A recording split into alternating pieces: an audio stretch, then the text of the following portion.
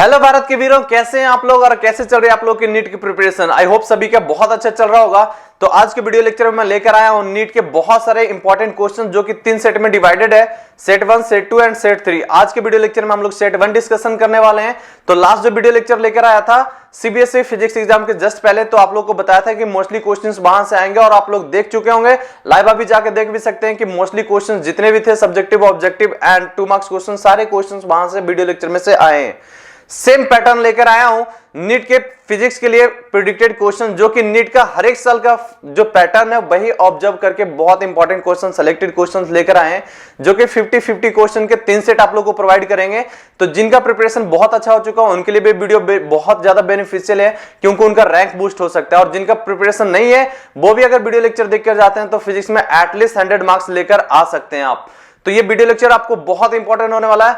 आप लोग से प्यारे बच्चों एक बहुत छोटा सा एक्सपेक्टेशन है, अगर वीडियो लेक्चर का 5000 लाइक्स पूरा दीजिएगा तो नेक्स्ट सेट 2 का वीडियो लेक्चर मैं रिलीज करूंगा।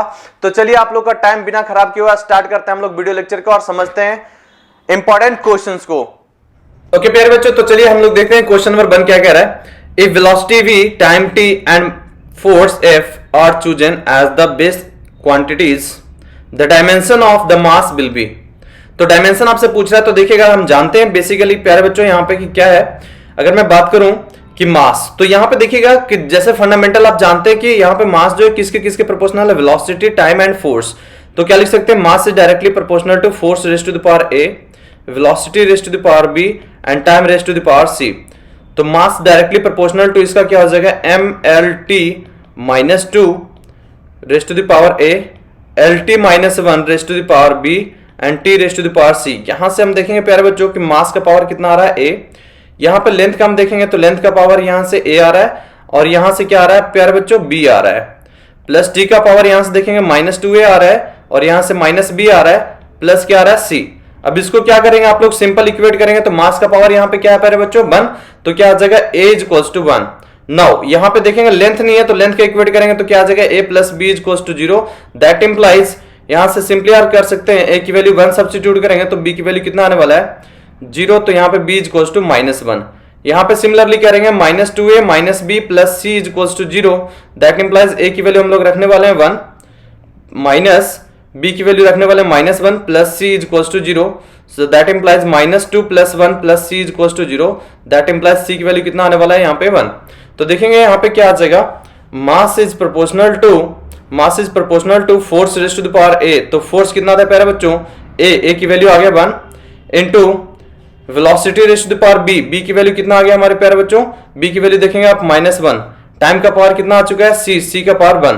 तो डायरेक्टली यहाँ पे आंसर आप देख पा रहे होंगे, force into time into velocity raise to the power -1, b is the correct answer. इसका अल्टरनेट मेथड आप डायरेक्ट अप्लाई कर सकते हैं, जैसे कि आप लोग जानते हैं कि हम लोग सिंपली डायरेक्ट अप्लाई कर सकते हैं क्या प्यारे बच्चों, f equals to mass into acceleration. तो यहाँ पे मास का क्या हो सकता है, फोर्स अपॉन एक्सेलरेशन, और एक्सेलरेशन को क्या लिख सकते हैं प्यारे बच्चों, वेलोसिटी अपॉन टाइम। तो कितना आ जाएगा, this is velocity upon time. तो टाइम आ जाएगा ऊपर, तो क्या आ जाएगा force into time divided by velocity. That means velocity का रेसिप्रोकल, तो क्या आ गया यहाँ से force into time velocity raise to the power -1।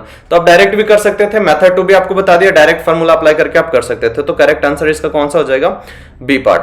चलिए क्वेश्चन नंबर 2 हम लोग देखते हैं। क्वेश्चन नंबर 2 क्या कह रहा है, a car covers the first half of the distance between the two place at 40 km/h and another half 60 km/h। The average speed of the car. तो एवरेज स्पीड आपसे जब पूछा है तो देखिएगा कि हाफ डिस्टेंस, जितना पूरा डिस्टेंस था उसका हाफ कवर करता है v1 से। मतलब अगर मान लीजिए कार यहाँ पॉइंट ए से स्टार्ट होता है, पॉइंट ए से कहां तक जाता है प्यारे बच्चों, पॉइंट बी तक। तो देखिए ए से चल रहा है तो यहां से total distance late us assume कितना हम लोग मान लेते हैं कि छोटा वाला डी है।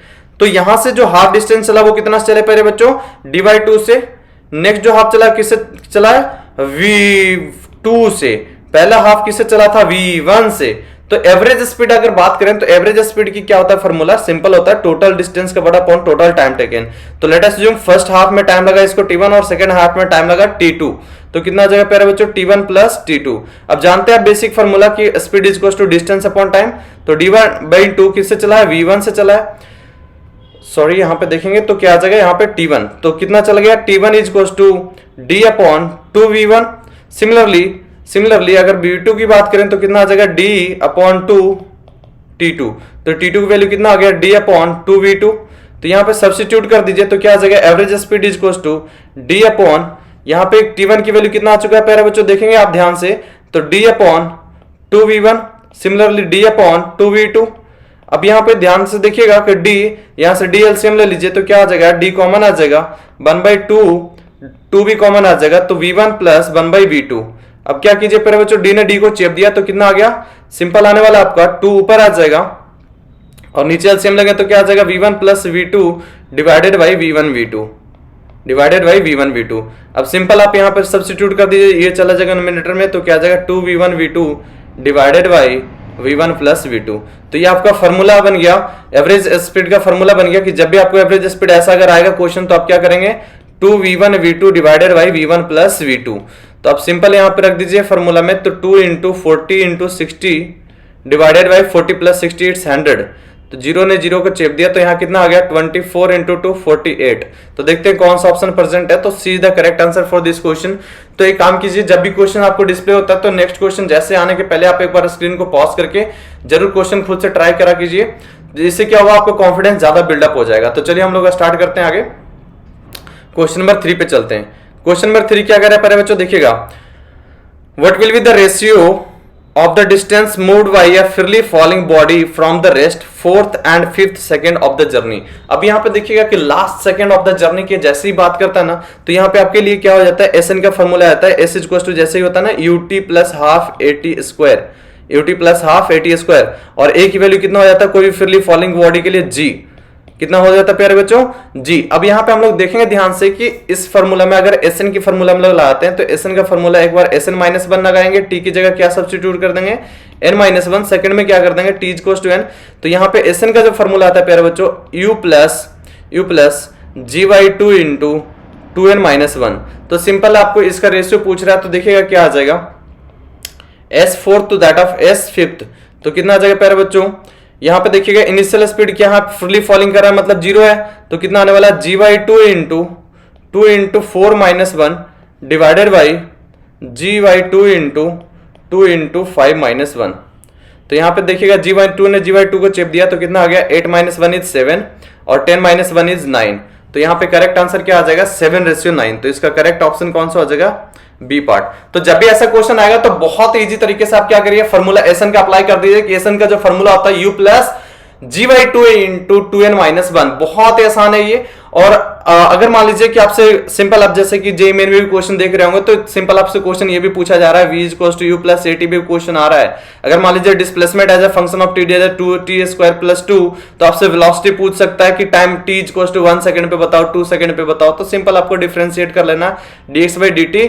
तो यहाँ पे आ जाएगा V, तो यहाँ पे क्या आ जाएगा 4t है, t इक्वल्स टू मान लीजिए आपको क्या गिवन है 2 सेकंड, तो कितना आ जाएगा 8 मीटर पर सेकंड। तो बहुत इजी क्वेश्चन आपको आ रहा है, तो आप देख रहे हैं कि इस क्वेश्चन अगर बहुत अच्छे लेवल पे आए तो इस तरीके से क्वेश्चन पूछ सकते हैं, आप सिंपली कर सकते हैं। चलिए हम लोग मूव ऑन करते हैं नेक्स्ट क्वेश्चन नंबर 4 पे। तो क्वेश्चन नंबर 4 हम लोग देखते हैं, प्यारे बच्चों कह रहे हैं Which one of the following statement is incorrect। ध्यान दीजिएगा, जब करेक्ट इनकरेक्ट टाइप का क्वेश्चन आएगा तो करेक्ट बोल रहा है या इनकरेक्ट बोल रहा है, आप इस चीज को ध्यान रखना पड़ेगा आपको। तो क्या कह रहा है, पहला पार्ट कह रहा है friction force opposes the relative motion. तो इनकरेक्ट पूछ रहा है, तो अगर मान लीजिए कोई बॉडी इस तरीके से रखा हुआ है, ये इस तरीके से हॉरिजॉन्टली रखा हुआ है, तो अगर मान लीजिए बॉडी मूव कर रहा है तो ऑब्वियसली बॉडी जो है सरफेस एंड इसके बीच में रिलेटिव मोशन को क्या करता है, अपोज करता है। तो फ्रिक्शन फोर्स का अपोज करना काम है। तो ये वाला जो ऑप्शन है ये तो करेक्ट है, लेकिन आपसे इनकरेक्ट पूछ रहा है, तो ये आंसर तो नहीं हो सकता। नेक्स्ट कह रहा है कि limiting value of static friction is directly proportional to normal reaction. तो कह रहा है लिमिटिंग फ्रिक्शन की अगर हम बात करें तो F लिमिटिंग जो होता है प्यारे बच्चों कितना होता है, mu into n, that means limiting friction obviously directly proportional to normal क्या होता है, तो directly proportional to normal reaction, बिल्कुल करेक्ट है। Rolling friction is smaller than the sliding friction.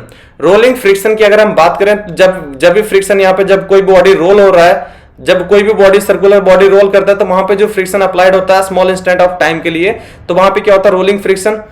तो कह रहा है rolling friction is smaller then sliding. अब कोई भी बॉडी मान लीजिए इस तरीके से स्लाइड कर रहा है, कोई बॉडी स्लाइड कर रहा है, तो यहाँ पे जो पॉइंट ऑफ कांटेक्ट है स्मॉल होता है, तो बिल्कुल स्टेटमेंट करेक्ट है कि rolling friction is smaller then that of sliding friction. Okay, next point क्या कह रहा है, coefficient of sliding friction has dimension of length. अब देखिए कोएफिशिएंट ऑफ स्लाइडिंग फ्रिक्शन का कोएफिशिएंट, कोई भी कोएफिशिएंट आप जानते हैं प्यारे बच्चों कि कोएफिशिएंट मतलब क्या होता है, it's nothing but it's a constant. मतलब कि क्या है बेसिकली, ये डायमेंशनलेस क्वांटिटी होने वाला है, क्योंकि कोएफिशिएंट है तो basically force upon normal force मतलब क्या होने वाला, रेशियो ऑफ फोर्स होने वाला, मतलब एक डायमेंशनलेस क्वांटिटी है। तो इनकरेक्ट स्टेटमेंट कौन सा हो जाएगा, D part. So D is the correct answer for this question. जब भी करेक्ट इनकरेक्ट ट्रू फॉल्स आएगा तो ध्यान रखिएगा क्वेश्चंस में, ये इंपॉर्टेंट हो जाता है कि आप स्टेटमेंट कौन सा सेलेक्ट कर रहे हैं। चलिए हम लोग मूव करते हैं क्वेश्चन नंबर 4 पे। तो क्वेश्चन नंबर 4 क्या कह रहा है बच्चों, a force F is equals to 20 plus 10 by acts on a particle in by direction where F is in Newton and by is in meter. Work done by this force move the particle from 0 to infinity 0 to 1 is. Okay तो देखिए यहां पे जैसे हम बात करते हैं work done, तो वर्क डन किस में हो रहा है प्यारे बच्चों, वर्क डन हो रहा है that will be in the y direction. तो बाय डायरेक्शन में वर्क डन आप सिंपल क्या लिखेंगे, integration of force into displacement, because variable force है यहाँ पे। तो वेरिएबल फोर्स के लिए आप लोग जानते हैं कि जैसे कि वर्क डन निकालने के लिए होता है तो F इंटू dy कर देंगे बाई 1 टू बाई 2। अगर मान लीजिए एक्स में वेरिएशन आता है तो वर्क डन अलोंग एक्स लिख देते हैं, force into displacement along x, x1 to x2। तो देखिए प्यारे बच्चों आपको लिमिट कितना हो जाएगा, 0 से लेकर 1 तक हो जाएगा, क्योंकि वेरिएशन बाई में हो रहा है। तो यहाँ पे क्या हो जाएगा, फोर्स की वैल्यू गिवन है 20 प्लस 10 बाई, और डिस्प्लेसमेंट कितना होने वाला है, dy। तो कितना आ जाएगा 20 इंटीग्रेशन इसका कितना हो जाएगा y plus 10 y square upon 2।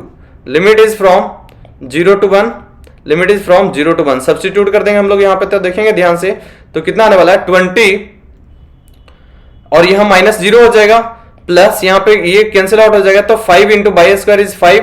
So correct answer is nothing but what 25 joules. तो कितना आ जाएगा 25 joule is the correct answer. हो सकता है आपको अर्ग में बना के पूछ सकता है, तो आप लोग जानते हैं कि 1 जो जूल होता है 10 रेज़ टू द पावर कितना होता है प्यारे बच्चों, 1 joule is equal to 10 raise to the power 7 erg. तो हो सकता है अर्ग में क्वेश्चन बना के पूछ सकता है, तो जो भी पॉसिबिलिटी होगा मैं आपको बता रहा हूं कि यहाँ पे क्या क्या पॉसिबिलिटी हो सकता है। आप भी बिल्कुल इस तरीके से थिंक करके क्वेश्चन को कर सकते हैं। तो आई होप ये क्वेश्चन समझ आएगा, सिंपल है। Work done is equal to क्या लगाना आपने, फोर्स इनटू डिस्प्लेसमेंट, और फोर्स इनटू डिस्प्लेसमेंट सिंपल आपको बेसिक इंटीग्रेशन आना चाहिए, और आई होप सो सभी को इतना आता होगा। तो चलिए मूव करते हैं हम लोग नेक्स्ट क्वेश्चन नंबर 6 पे। क्वेश्चन नंबर 6 देखिएगा क्या कह रहा है आपको, बहुत आसान क्वेश्चन है। The speed of a homogeneous solid sphere after rolling down an inclined plane of a vertical height h from the rest without sliding is। तो आपसे क्या पूछ रहा है, स्पीड पूछ रहा है प्यारे बच्चों। तो देखेंगे कि अगर मान लीजिए हम लोग यहां पे बात करने वाले हैं ये, तो इस तरीके से हमने एक ट्रायंगल बना लिया जिसमें क्या है, यहां से एक होमोजेनियस स्फीयर है, मतलब कि सॉलिड स्फीयर की बात करें, कुछ नहीं बोला है। तो इसका मतलब जब ये मूव करेगा प्यारे बच्चों तो देखिएगा क्या होने वाला है कि ये जब यहां से मूव करेगा, लेट अस अज्यूम हाइट कितना था h, late us assume height कितना था प्यारे बच्चों h। तो हाइट h है, तो यहां पे पोटेंशियल एनर्जी इनिशियल कितना हो जाएगा, तो भाई यूजिंग एनर्जी थ्योरम हम लोग क्या लिखेंगे, sum of potential energy plus kinetic energy remains constant, मतलब u1 plus k1 is equal to u2 plus k2। चलिए आगे हम लोग समझते हैं प्यारे बच्चों। तो u1 इनिशियल कितना हो जाएगा mgh प्लस काइनेटिक एनर्जी कुछ नहीं है यहाँ पे, तो कितना हो जाने वाला है प्यारे बच्चों 0 इज इक्वल्स टू u2 की अगर हम बात करें तो u2 कितना होने वाला है, यहाँ पे फाइनली जब रोल करके स्फीयर यहाँ पे आ जाएगा तो यहाँ पे इसका पोटेंशियल एनर्जी कितना होने वाला है 0। दैट मींस काइनेटिक एनर्जी होने वाला हाफ mv स्क्वायर, प्लस यहाँ पे क्योंकि रोलिंग कर रहा है तो ये क्या आएगा, किसकी वजह से, मोमेंट ऑफ इनर्शिया की वजह से, half into I into omega square, half into I into omega square. तो आप देख रहे होंगे यहाँ पे ध्यान से कि अगर बात करूं तो ये यहाँ पे देख रहे हैं, मैं यहाँ पे लिख रहा हूं, तो क्या आ जाएगा mgh is equals to half into m into v square plus moment of inertia कितना हो जाएगा प्यारे बच्चों, सॉलिड स्फीयर है तो 2/5 mr स्क्वायर, 2/5 mr स्क्वायर, मतलब क्या आने वाला है 2/5 mr स्क्वायर इनटू, अब यहाँ पे ओमेगा की वैल्यू क्या होता है, omega is equals to basically क्या होता है, linear speed and angular speed में रिलेशन होता है, omega is equals to v by are. तो यहाँ पे सब्स्टिट्यूट कर दीजिए, omega is equals to v by r का स्क्वायर, आर स्क्वायर ने आर स्क्वायर को चेप दिया, 2 ने 2 को चेप दिया, तो यहाँ पे देखेंगे क्या आने वाला है mgh is equals to mv square by 2 plus 1/5 mv square. तो यहां पे देखेंगे m will get cancel out, तो क्या आने वाला है आपका सिंपल v/2, दैट मींस ये आ जाएगा, नीचे एलसीएम लेंगे तो 10, ऊपर आने वाला कितना 7v², और ये कितना आने वाला g इंटू एच। तो देखेंगे ध्यान से कि v की वैल्यू कितना आने वाला है, v इक्वल टू आपका आने वाला है root under 10gh divided by 7। तो बहुत ही सिंपल क्वेश्चन था यहाँ पे, और इस तरीके का क्वेश्चन बहुत बारी पूछा जा चुका है, तो क्वेश्चन आने की चांसेस हो जाएगा। ध्यान रखिएगा कि आपको मोमेंट ऑफ इनर्शिया पता होना चाहिए कि सॉलिड स्फीयर की अगर हम बात करें तो 2/5 mr² होता है। तो देखेंगे तो इसका करेक्ट आंसर कौन सा आने वाला प्यारे बच्चों, ए पार्ट। चलिए मूव ऑन करते हैं नेक्स्ट क्वेश्चन पे। नेक्स्ट क्वेश्चन क्या कह रहा है देखिएगा, कमेंट सेक्शन में जरूर बताइएगा कि आंसर आपका क्या आ रहा है प्यारे बच्चों। तो आपसे क्वेश्चन बहुत ही सिंपल पूछ रहा है कि the change in value of g at a height. देख रहे हो कि change in value of g मतलब ग्रेविटेशन की बात कर रहा है, तो वेरिएशन विथ हाइट कर रहा है। Change in value of g with height above the surface of the earth is same as the depth, दोनों को इक्वल कर दिया मतलब below the surface of earth when both d and h are much smaller than radius of the earth, which one of the following is correct one। तो आपसे पूछ रहे हैं कि कौन सा जो है करेक्ट होने की पॉसिबिलिटी है। तो वेरिएशन की अगर बात करें तो आप जानते हैं कि ग्रेविटेशन विद द हाइट कितना होता है प्यारे बच्चों, g into 1 - 2h upon r e, 1 - 2h upon r e। और विथ डेप्थ क्या वेरिएशन होता है प्यारे बच्चों, g into 1 - d upon r e। Okay, तो ये दोनों को बोल रहा है कि इक्वल करने के लिए बोल रहा है प्यारे बच्चों। तो इक्वल जैसे ही करेंगे तो यहां से ध्यान से देखेंगे, इन दोनों को जब इक्वल करेंगे तो इक्वल तभी हो पाएगा जब d की वैल्यू कितना हो जाए प्यारे बच्चों, 2h। जैसे ये d की वैल्यू 2h के बराबर हो जाएगा तो दोनों एक्सप्रेशन को ध्यान से देखेंगे तो आप इक्विवेलेंट हो जाएगा जब d की वैल्यू कितना हो जाए, हाइट का ट्वाइस हो जाए। तो अगर इसमें क्वेश्चन आता है कि अगर मान लीजिए कोई भी ऑब्जेक्ट है, अगर एक बार ऊपर जाता है और एक बार क्या जाता है, कोई टनल बना के और सरफेस के नीचे जाता है, तो बताइए ग्रेविटेशनल एक्सेलरेशन किधर ज्यादा तेजी से रिड्यूस होगा। तो ऑब्वियसली देख रहे होंगे आपकी हाइट में जाने से जो होता है gravitational acceleration decreases at the fastest rate, के ऊपर जाने पे ग्रेविटेशनल एक्सेलरेशन ज्यादा तेजी से घट रहा है क्योंकि ट्वाइस है, और वो निगेटिव में है मतलब जी की वैल्यू क्या कर रहा है, घटा रहा है ट्वाइस टाइम से। तो आई होप सो ये क्वेश्चन क्लियर होगा। तो डी की वैल्यू कितना आने वाला है, 2h। तो इसका करेक्ट आंसर क्या आने वाला है, डी पार्ट। चलिए हम लोग मूव करते हैं नेक्स्ट क्वेश्चन पे। The ratio of escape velocity at earth v to the escape velocity at a planet vp whose radius and mean density are twice.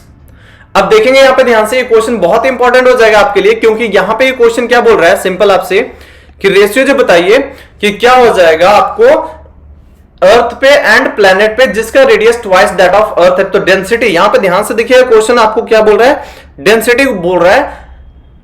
तो इसका मतलब ये है कि एस्केप स्पीड का फार्मूला आप लोग जानते हैं कि एस्केप स्पीड का फार्मूला कितना होता है प्यारे बच्चों, simple √2gm upon r e।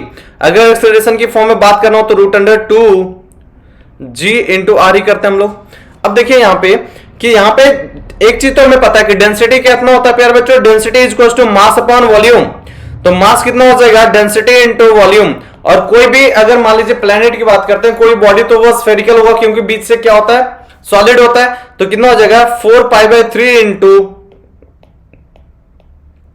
r³, 4π/3 into r³ general की अगर बात करें तो अगर एस्केप स्पीड आप रखेंगे तो एस्केप स्पीड क्या आने वाला है, √2g upon r into 4π/3 into r³ into row.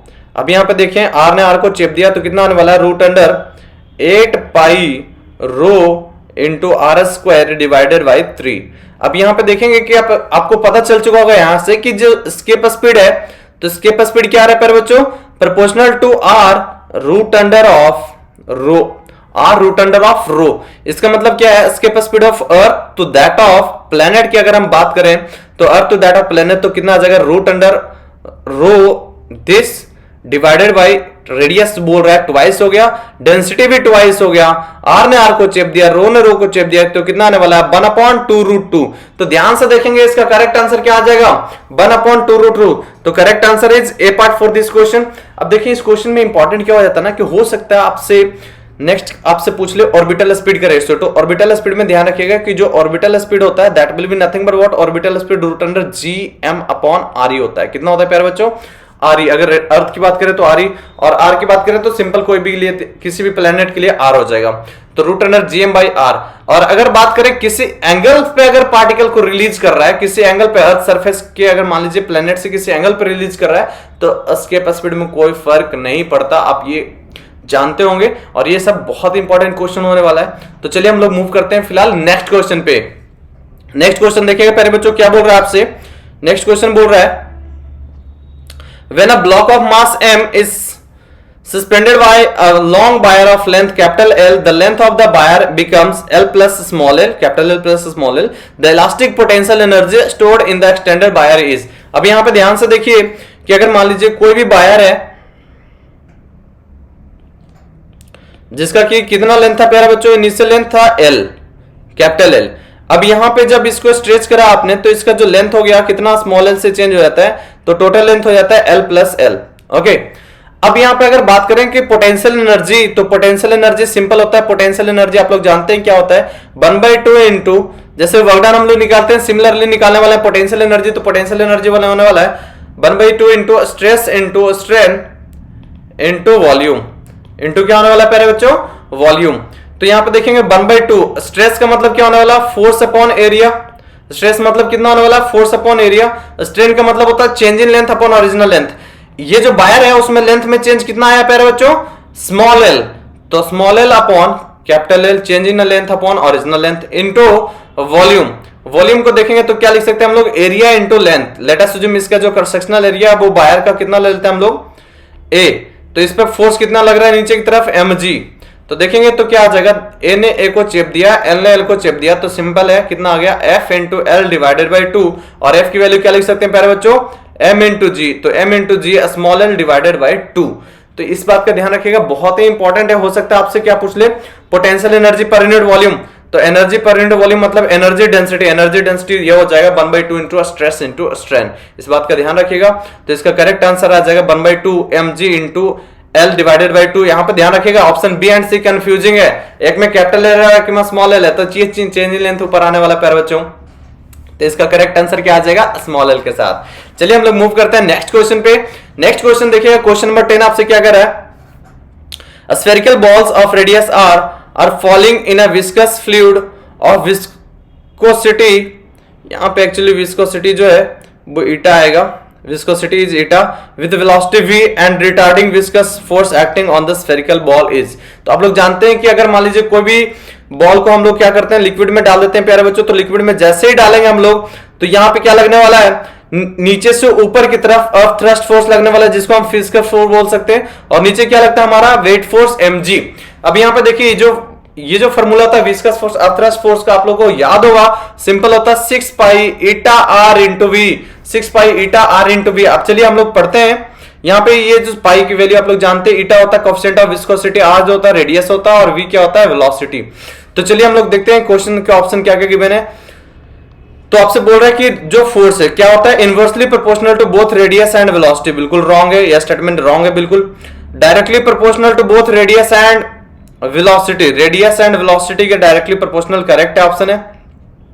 Directly proportional to radius but inversely proportional to velocity बिल्कुल रॉन्ग हो गया। इनवर्सली प्रोपोर्शनल टू रेडियस का तो होता नहीं है, तो इसका करेक्ट आंसर कौन सा आ जाएगा, बी पार्ट। तो आई होप आप सभी को क्लियर हुआ होगा कि जो विस्कस फोर्स है वो सिंपल इतना होता है। हो सकता है आपको टर्मिनल वेलोसिटी पूछ ले, तो टर्मिनल वेलोसिटी भी आपको पता होना चाहिए कि इसमें टर्मिनल वेलोसिटी हम लोग किस तरीके से लिखते हैं, कि 2 pi eta R square into density of water minus density of body लिखते हैं। चलिए हम लोग देखते हैं प्यारे बच्चों क्वेश्चन नंबर नेक्स्ट 11। क्वेश्चन 11 क्या कर रहा है, अ black body at 1227 1227 degree Celsius emit radiation with maximum intensity at a wavelength of 5000 angstrom. If the temperature of the body is increased by 1000 degrees Celsius, the maximum intensity will be observed at.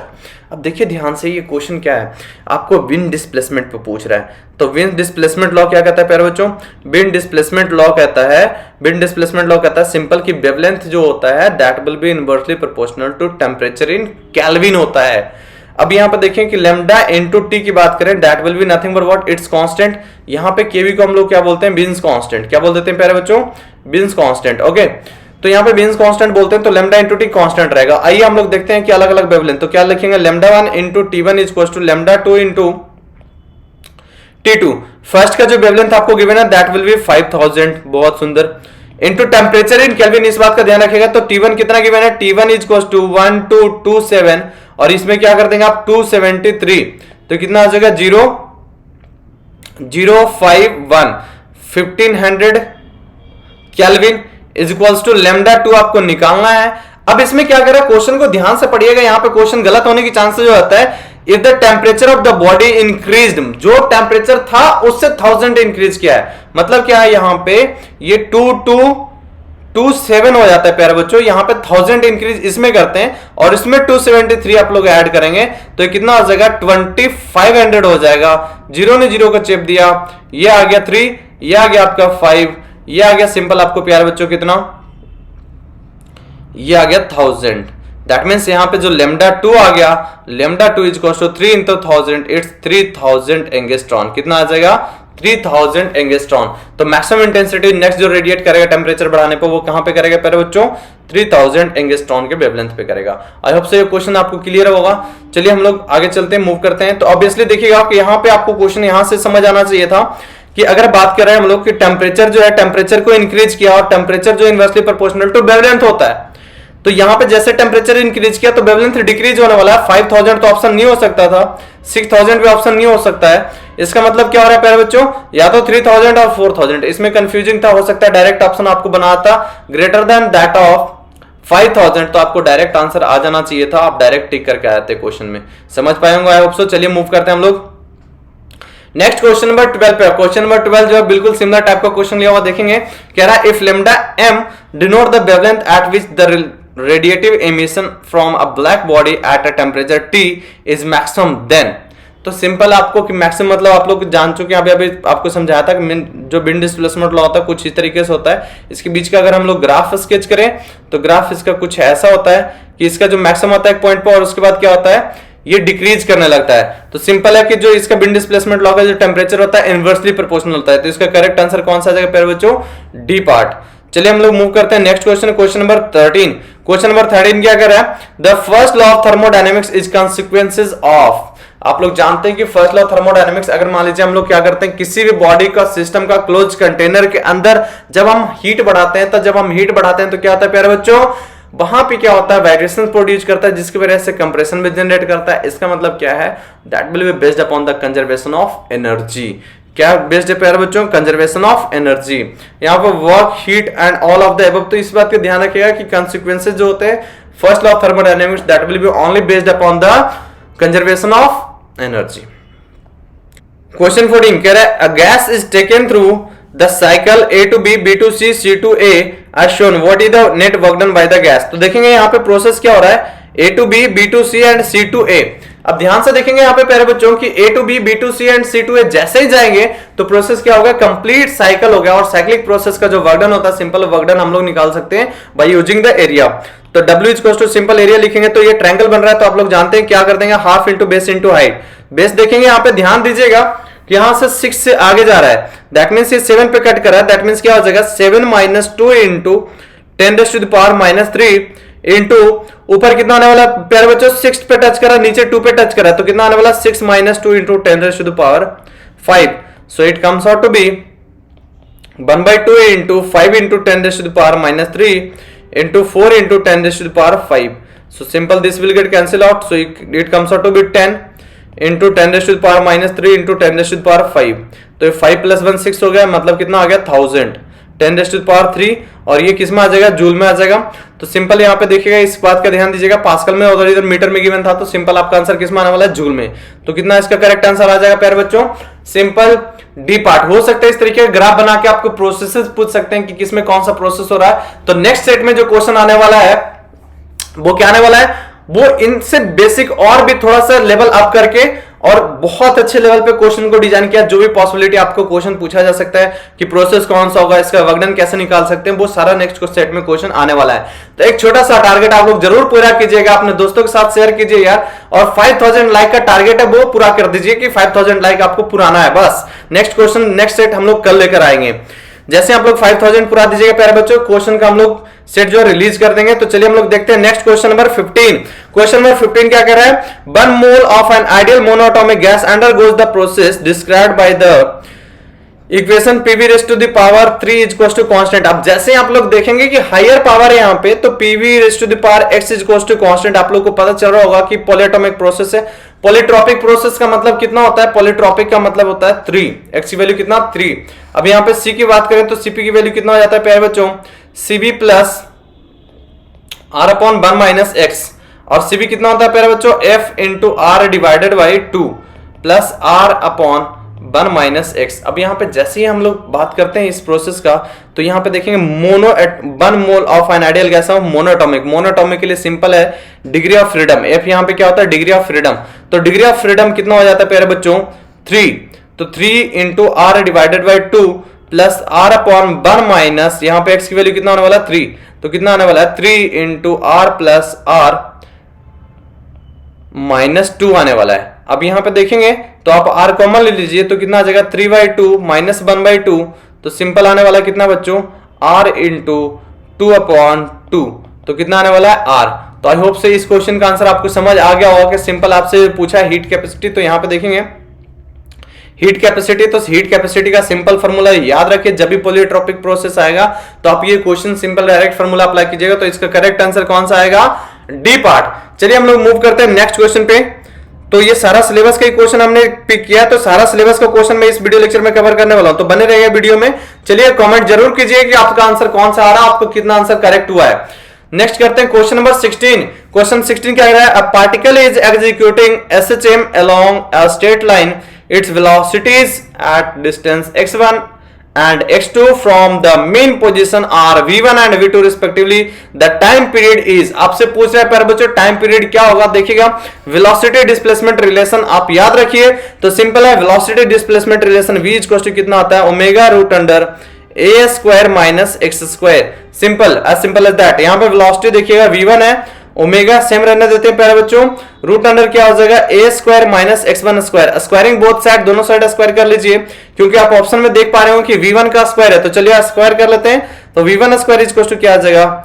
Omega square into a square, omega को अंदर multiply कर रहा हूं, minus omega square into x1 square. Similarly आप लोग क्या लिख लेंगे? v2 square equal to omega square a square minus omega square minus x2 square. तो चलिए हम लोग यहाँ पे क्या करते हैं, इन दोनों इक्वेशन से हमें क्या निकालना है? Time period. तो सबसे पहले इन दोनों इक्वेशन को सब्ट्रैक्ट कर लेते हैं। तो माइनस जैसे ही करेंगे प्यारे बच्चों, तो क्या आ जाएगा? v1 square minus v2 square equals to, this will get cancel out. जैसे माइनस करेंगे दोनों कैंसिल आउट हो जाएगा। अब यहाँ पे क्या आ जाएगा? ये माइनस माइनस प्लस होने वाला है, तो कितना आ जाएगा? Omega square into x2 square minus x1 square. Common ले लीजिए। तो यहां से देखेंगे ध्यान से कि मैं यहां पे लिख रहा हूं, तो ओमेगा की वैल्यू कितना आने वाला है बच्चों? Omega square equals to v1 square minus v2 square divided by x2 square minus x1 square. तो ओमेगा की वैल्यू आ जाएगा root under of v1 square minus v2 square divided by x2 square minus x1 square. अब time period का formula क्या होता है प्यारे बच्चों? 2 पाई बाई ओमेगा, और ओमेगा आ गया नीचे, मतलब क्या कर देंगे आप? सिंपल रेसिप्रोकल कर दीजिए, तो आ जाएगा 2 pi root under x2 square minus x1 square upon v1 square minus v2 square. तो आई होप सो आपको समझ आ गया होगा किस तरीके से टाइम पीरियड निकालते हैं। अगर फ्रीक्वेंसी आपसे पूछता तो फ्रीक्वेंसी क्या होता है प्यारे बच्चों? 1 अपॉन ऑफ टाइम पीरियड। तो रेसिप्रोकल कर देते तो क्या कितना आ जाता है? 1 upon 2 pi root under v1 square minus v2 square divided by x2 square minus x1 square. तो एज सिंपल एज दैट, बहुत सिंपल क्वेश्चन था। तो आई होप सो आप कर पाए होंगे। और करेक्ट आंसर कौन सा है इसके प्यारे बच्चों? तो देखिए 2 pi root under x2 square minus x1 square upon v1 square minus v2 square. तो करेक्ट आंसर कौन सा आ रहा है? B part. चलिए हम लोग मूव करते हैं नेक्स्ट क्वेश्चन पे। नेक्स्ट क्वेश्चन आपसे क्या कर रहा है बच्चों? देखिएगा question number 17। A child swimming on a swing in sitting position. पहले क्या कर रहा है? बैठा हुआ है, comma stand up, then the time period if the swing will. अब देखिए अगर वो पहले बैठा हुआ था बच्चा जो है यहाँ पे बैठा हुआ था, तो वहां पे जो है पोटेंशियल एनर्जी इसके एच हेड पे यहाँ पे होगा, सेंटर ऑफ मास पे। अब जैसे ही जो बच्चा है वो खड़ा हो गया प्यारे बच्चों, तो यहाँ पे पोटेंशियल एनर्जी इसका बढ़ गया और इसका जो सेंटर ऑफ मास था वो भी क्या हो गया? ऊपर शिफ्ट हो गया। जैसे ऊपर शिफ्ट हो गया तो इसका आप ध्यान दीजिएगा कि टाइम पीरियड कितना होता है? तो टाइम पीरियड होता है 2 pi root under L by G, और उसके वजह से क्या हो जाएगा? इसका वेरिएशन में क्या हो जाएगा? इसका डेंसिटी ऊपर होगा शिफ्ट, मतलब जैसे ही पोटेंशियल एनर्जी ऊपर देखेंगे तो पोटेंशियल एनर्जी शिफ्ट हो गया ऊपर, इसका मतलब इसका एल डिक्रीज हो जाएगा, एल डिक्रीज होगा, इसका मतलब टाइम पीरियड क्या हो जाएगा प्यारे बच्चों? Time period will get reduced. तो टाइम पीरियड क्या हो जाएगा? घट जाएगा। चलिए हम लोग चलते हैं नेक्स्ट क्वेश्चन पे, क्वेश्चन नंबर 18। क्वेश्चन नंबर 18 बहुत इंपॉर्टेंट होने वाला, देखिएगा। An LED is constructed from PN junction diode using gallium arsenide phosphide, ठीक है, GaS P। The energy gap is 1.9 electron volt. ध्यान दीजिएगा, एनर्जी गैप आपको गिवन है कि दोनों के बीच में कितना, 1.9 electron volt. The wavelength of the light emitted will be. अब यहाँ पे वेवलेंथ पूछा तो सिंपल लगाएंगे आप, फॉर्मूला क्या हो जाएगा, E इक्वल्स टू hc/λ। अब आप लोग को बताया थे वीडियो लेक्चर में कि जो hc की वैल्यू होता है, प्यारे बच्चों hc की वैल्यू याद रखिए आप लोग, hc की वैल्यू कितना होता है, 1240 नैनोमीटर इलेक्ट्रॉन वोल्ट। और हम लोग क्या लिख सकते हैं hc की वैल्यू, simple 12400 nanometre, sorry angstrom electron volt, angstrom electron volt. अब यहां पे देखिए हम लोग सिंपल करने वाले हैं, E इक्वल्स टू सिंपल होने वाला है hc divided by lambda. That means किसमें गिवन है आपको, इलेक्ट्रॉन वोल्ट में। और ऑप्शन को ध्यान से देखेंगे तो नैनोमीटर में हम लोग करके देखते हैं तो कितना आ जाएगा, 1240 nanometre electron volt divided by 1.9 कितना आ जाएगा, electron volt. Electron volt will cancel out. तो यहां पे ध्यान से देखेंगे प्यारे बच्चों तो कितना आने वाला आपका, अब यहां पे कटिंग जब करेंगे तो अगर ये 2 होता तो ये कितना आ जाता, 6, ये आ जाता 20। तो 620 आया था, 1.9 है तो अप्रोक्सीमेटली कितना आने वाला है, 620 से ज्यादा आने वाला है क्योंकि डिनोमिनेटर कम है। तो पक्का बात है कि ऑप्शन इसका कौन सा आने वाला है, 654 नैनोमीटर। कितना आ जाएगा, 654 नैनोमीटर। तो इसका करेक्ट आंसर कौन सा आ जाएगा प्यारे बच्चों, बी पार्ट। चलिए हम लोग मूव करते हैं नेक्स्ट क्वेश्चन पे। क्वेश्चन नंबर 19 क्या कह रहा है आपसे, a charge Q is placed at a centre of the line joining two exactly equal opposite charges Q। The system of 3 charges will be in equilibrium if Q is equal to. अब देखिए यहां पे 3 charge की आप लोग बात किया simple, तो देखिएगा यहां पे हम लोग क्या करने वाले, तीनों चार्ज को रखने वाले हैं। यहां पे Q है और यहां पे क्या है बच्चों, Q, और इसके मिड पॉइंट पे स्मॉल q रख दिया। लेट अस अज्यूम इसके बीच का डिस्टेंस a था, तो ये कितना होने वाला है, a/2, और ये कितना होने वाला है, a/2। दैट इंप्लाइज यहां पे नेट फोर्स की अगर बात करें, जब भी आपको अननोन चार्ज पूछेगा तो ध्यान रखिएगा जो चार्ज नोन है उसको क्या करेंगे आप लोग, इक्विलिब्रियम में मानेंगे। अगर आपको डिस्टेंस पूछेगा कि कहां पे इक्विलिब्रियम होगा तो आप लोग क्या करेंगे, अननोन चार्ज को नेट फोर्स 0 करेंगे। तो सिस्टम इक्विलिब्रियम मतलब नेट फोर्स कितना होने वाला है, 0। तो यहाँ पे नॉन चार्ज पे करने वाले हैं, नॉन चार्ज के यहाँ पे क्या होने वाला है, Q। तो यहाँ पे नेट फोर्स देखेंगे, इसके वजह से रिपल्सन, इसके वजह से भी रिपल्सन, दोनों सेम डायरेक्शन में। तो F नेट ऑन जो हमारा Q आने वाला है प्यारे बच्चों, वो कितना आने वाला है, सिंपल आने वाला है हमारे पास F due to small q plus F due to capital Q। तो इसके बीच का फोर्स देखेंगे तो KQ अपॉन a/2 का होल स्क्वायर। सिमिलरली इसके बीच का देखें तो कितना आने वाला है, KQ इसके बीच का देख रहा हूं तो कितना आने वाला है, अपॉन a²। और नेट फोर्स कितना होना चाहिए सिस्टम इक्विलिब्रियम में, तो 0। अब ये कितना आ जाएगा प्यारे बच्चों, KQ अपॉन a² और 4 चला जाएगा ऊपर, इक्वल्स टू ये पॉजिटिव में तो इधर जाके नेगेटिव में KQ अपॉन a²। अब a ने को चेप दिया, K ने K को चेपा, Q ने Q को चेपा। तो आप देखेंगे ध्यान से यहाँ पे कितना आने वाला है, Q is equals to -4Q। That implies Q की वैल्यू कितना आने वाला, -Q/4। और ये क्वेश्चन बहुत बारी पूछ चुका और ये पॉसिबिलिटी है कि क्वेश्चन आ जाएगा। तो ये क्वेश्चन का आंसर डायरेक्ट याद रखिए, तो कितना आता है आपको, -Q/4। तो यहाँ पे अगर आपको क्वेश्चन जब भी सॉल्व करने के लिए आएगा तो अननोन चार्ज निकालने के, इसका पोजीशन अगर पूछेगा तो इस पे नेट फोर्स 0 करेंगे, और अगर इसकी वैल्यू पूछेगा तो आप नॉन चार्ज पे जो 0 कर सकते हैं, इस पे या इस पे। तो कोई भी क्वेश्चन जिस तरीके से आएगा आई होप सो आप कर पाएंगे प्यारे बच्चों। चलिए हम लोग मूव करते हैं नेक्स्ट क्वेश्चन पे। तो नेक्स्ट क्वेश्चन देखिए प्यारे बच्चों, बहुत ही आसान वाला है। 2 metal wires of identical dimension are connected in series. If sigma 1 and sigma 2 are the conductivities of the metal wire respectively, the effective conductivity of the combination is। अब देखिएगा 2 मेटल वायर है जिसकी डेंसिटीज अलग अलग, मतलब material दोनों का simple बात है अलग अलग करा गया है और दोनों को सीरीज में कनेक्ट किया गया है। सीरीज का मतलब क्या होने वाला है, सीरीज का मतलब ये है कि अगर मान लीजिए एक वायर इस तरीके से है ना, ये वायर इस तरीके से प्यारे बच्चों, इसमें क्या है, इसमें 2 है, 2 पार्ट का मतलब आइडेंटिकल, मतलब ये बोला गया। आप अगर मान लीजिए इसकी कंडक्टिविटी आपको जो है सिग्मा 1 बोला गया है, तो ये वाला जो पार्ट है इसको कंडक्टिविटी कितना बोला गया प्यारे बच्चों, सिग्मा 2। अब यहाँ पे देखिए अगर मान लीजिए इसका लेंथ L1 बोलते हैं, इसका लेंथ आप क्या बोलते हैं, L2 बोलते हैं। तो यहाँ पे दोनों को सीरीज में कॉम्बिनेशन करा गया और जानते हैं आप लोग कि सिंपल रेजिस्टेंस का फॉर्मूला क्या होता है, रो इंटू L बाई ए। अब यहाँ पे इसको अगर कंडक्टिविटी लिखना चाहते हैं तो आप लोग जानते हैं conductivity is reciprocal of resistivity, तो कितना आ जाएगा, L अपॉन सिग्मा इंटू ए। अब ध्यान से देखिए प्यारे बच्चों कि अगर मान लीजिए रेजिस्टेंस, दो रेजिस्टेंसेस को सीरीज में कनेक्ट कर रखे तो क्या आ जाएगा, R1 plus R2 is equals to R।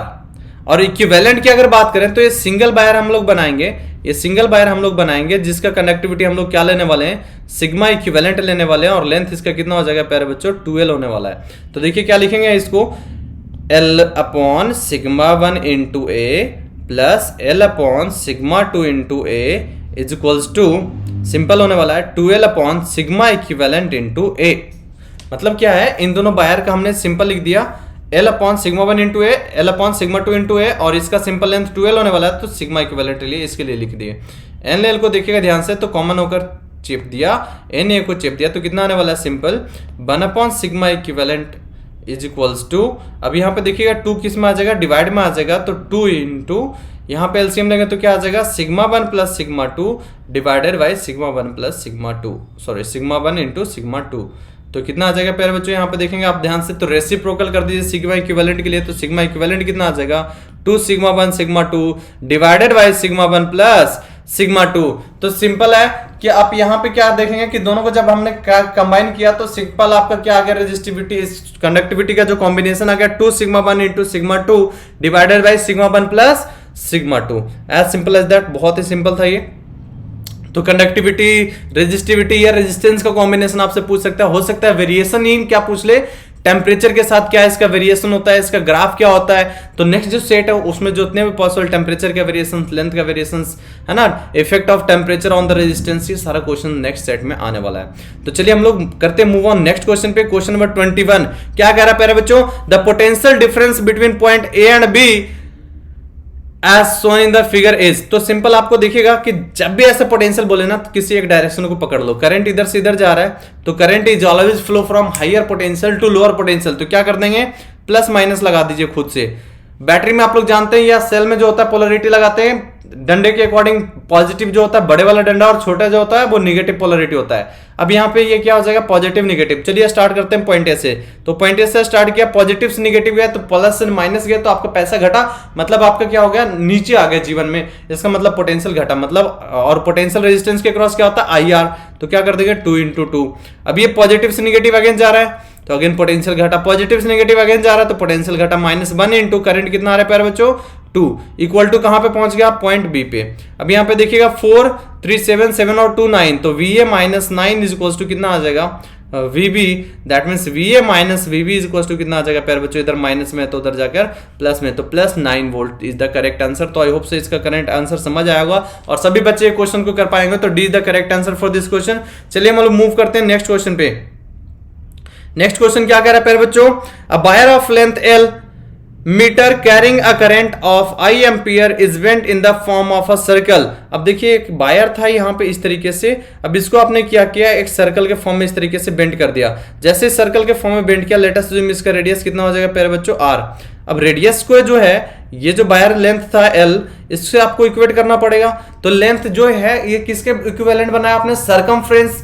तो कितना हो जाएगा, सिंपल है, L इज इक्वल टू कितना आ जाएगा, इसका लेंथ सरकमफ्रेंस के बराबर 2πr, तो R की वैल्यू कितना आ जाएगा L/2π। ओके आगे देखते हैं हम लोग क्या बोल रहा है, मैग्नेटिक मोमेंट। तो यहाँ पे देखें मैग्नेटिक मोमेंट की अगर बात करें तो मैग्नेटिक मोमेंट M × B होता है, लेकिन यहाँ पे ध्यान दीजिएगा कि मैग्नेटिक मोमेंट का जो फॉर्मूला लगाने वाला है यहाँ पे एरिया के फॉर्म में आने वाला और करंट के फॉर्म में मुझे लगाना है, तो क्या लगाऊंगा I × A। क्या लगाएंगे हम लोग, I × A, और यहाँ पे सिंपल हो जाएगा पहले बच्चों करंट I, और एरिया की अगर बात करें तो पाई × R² सर्कुलर फॉर्म में बेंड किए तो कितना आ जाएगा I × पाई × R की value L/2, that means L² पाई ने पाई को चेप दिया तो कितना आने वाला है I × L² divided by 4π, as simple as that. तो कितना आ जाएगा I × L² divided by 4π। So correct answer is nothing but what, D is the correct answer for this question. चलिए हम लोग मूव करते हैं नेक्स्ट क्वेश्चन पे। क्वेश्चन नंबर 23 बहुत इंपॉर्टेंट और बहुत ही मुश्किल नहीं, बहुत ही आसान, बहुत ही आसान। सिंपल आपको देखिएगा कह रहा है, if potential in volt in a region expressed V as a function of x/z is equal to 6x/- + 2/z, the electric field in newton per coulomb at point 1,1,0 is. अब देखिए यहाँ पे कि आप लोग जानते हैं प्यारे बच्चों कि अगर हम लोग बात करेंगे पोटेंशियल और इलेक्ट्रिक फील्ड में रिलेशन क्या होता है, तो E is equal to simple होता है E is equal to -dB/dr। Is equal to क्या होता है minus DV by D R. अब जैसे minus DV by D R आपने लिखा तो क्या करेंगे डिफरेंशिएट।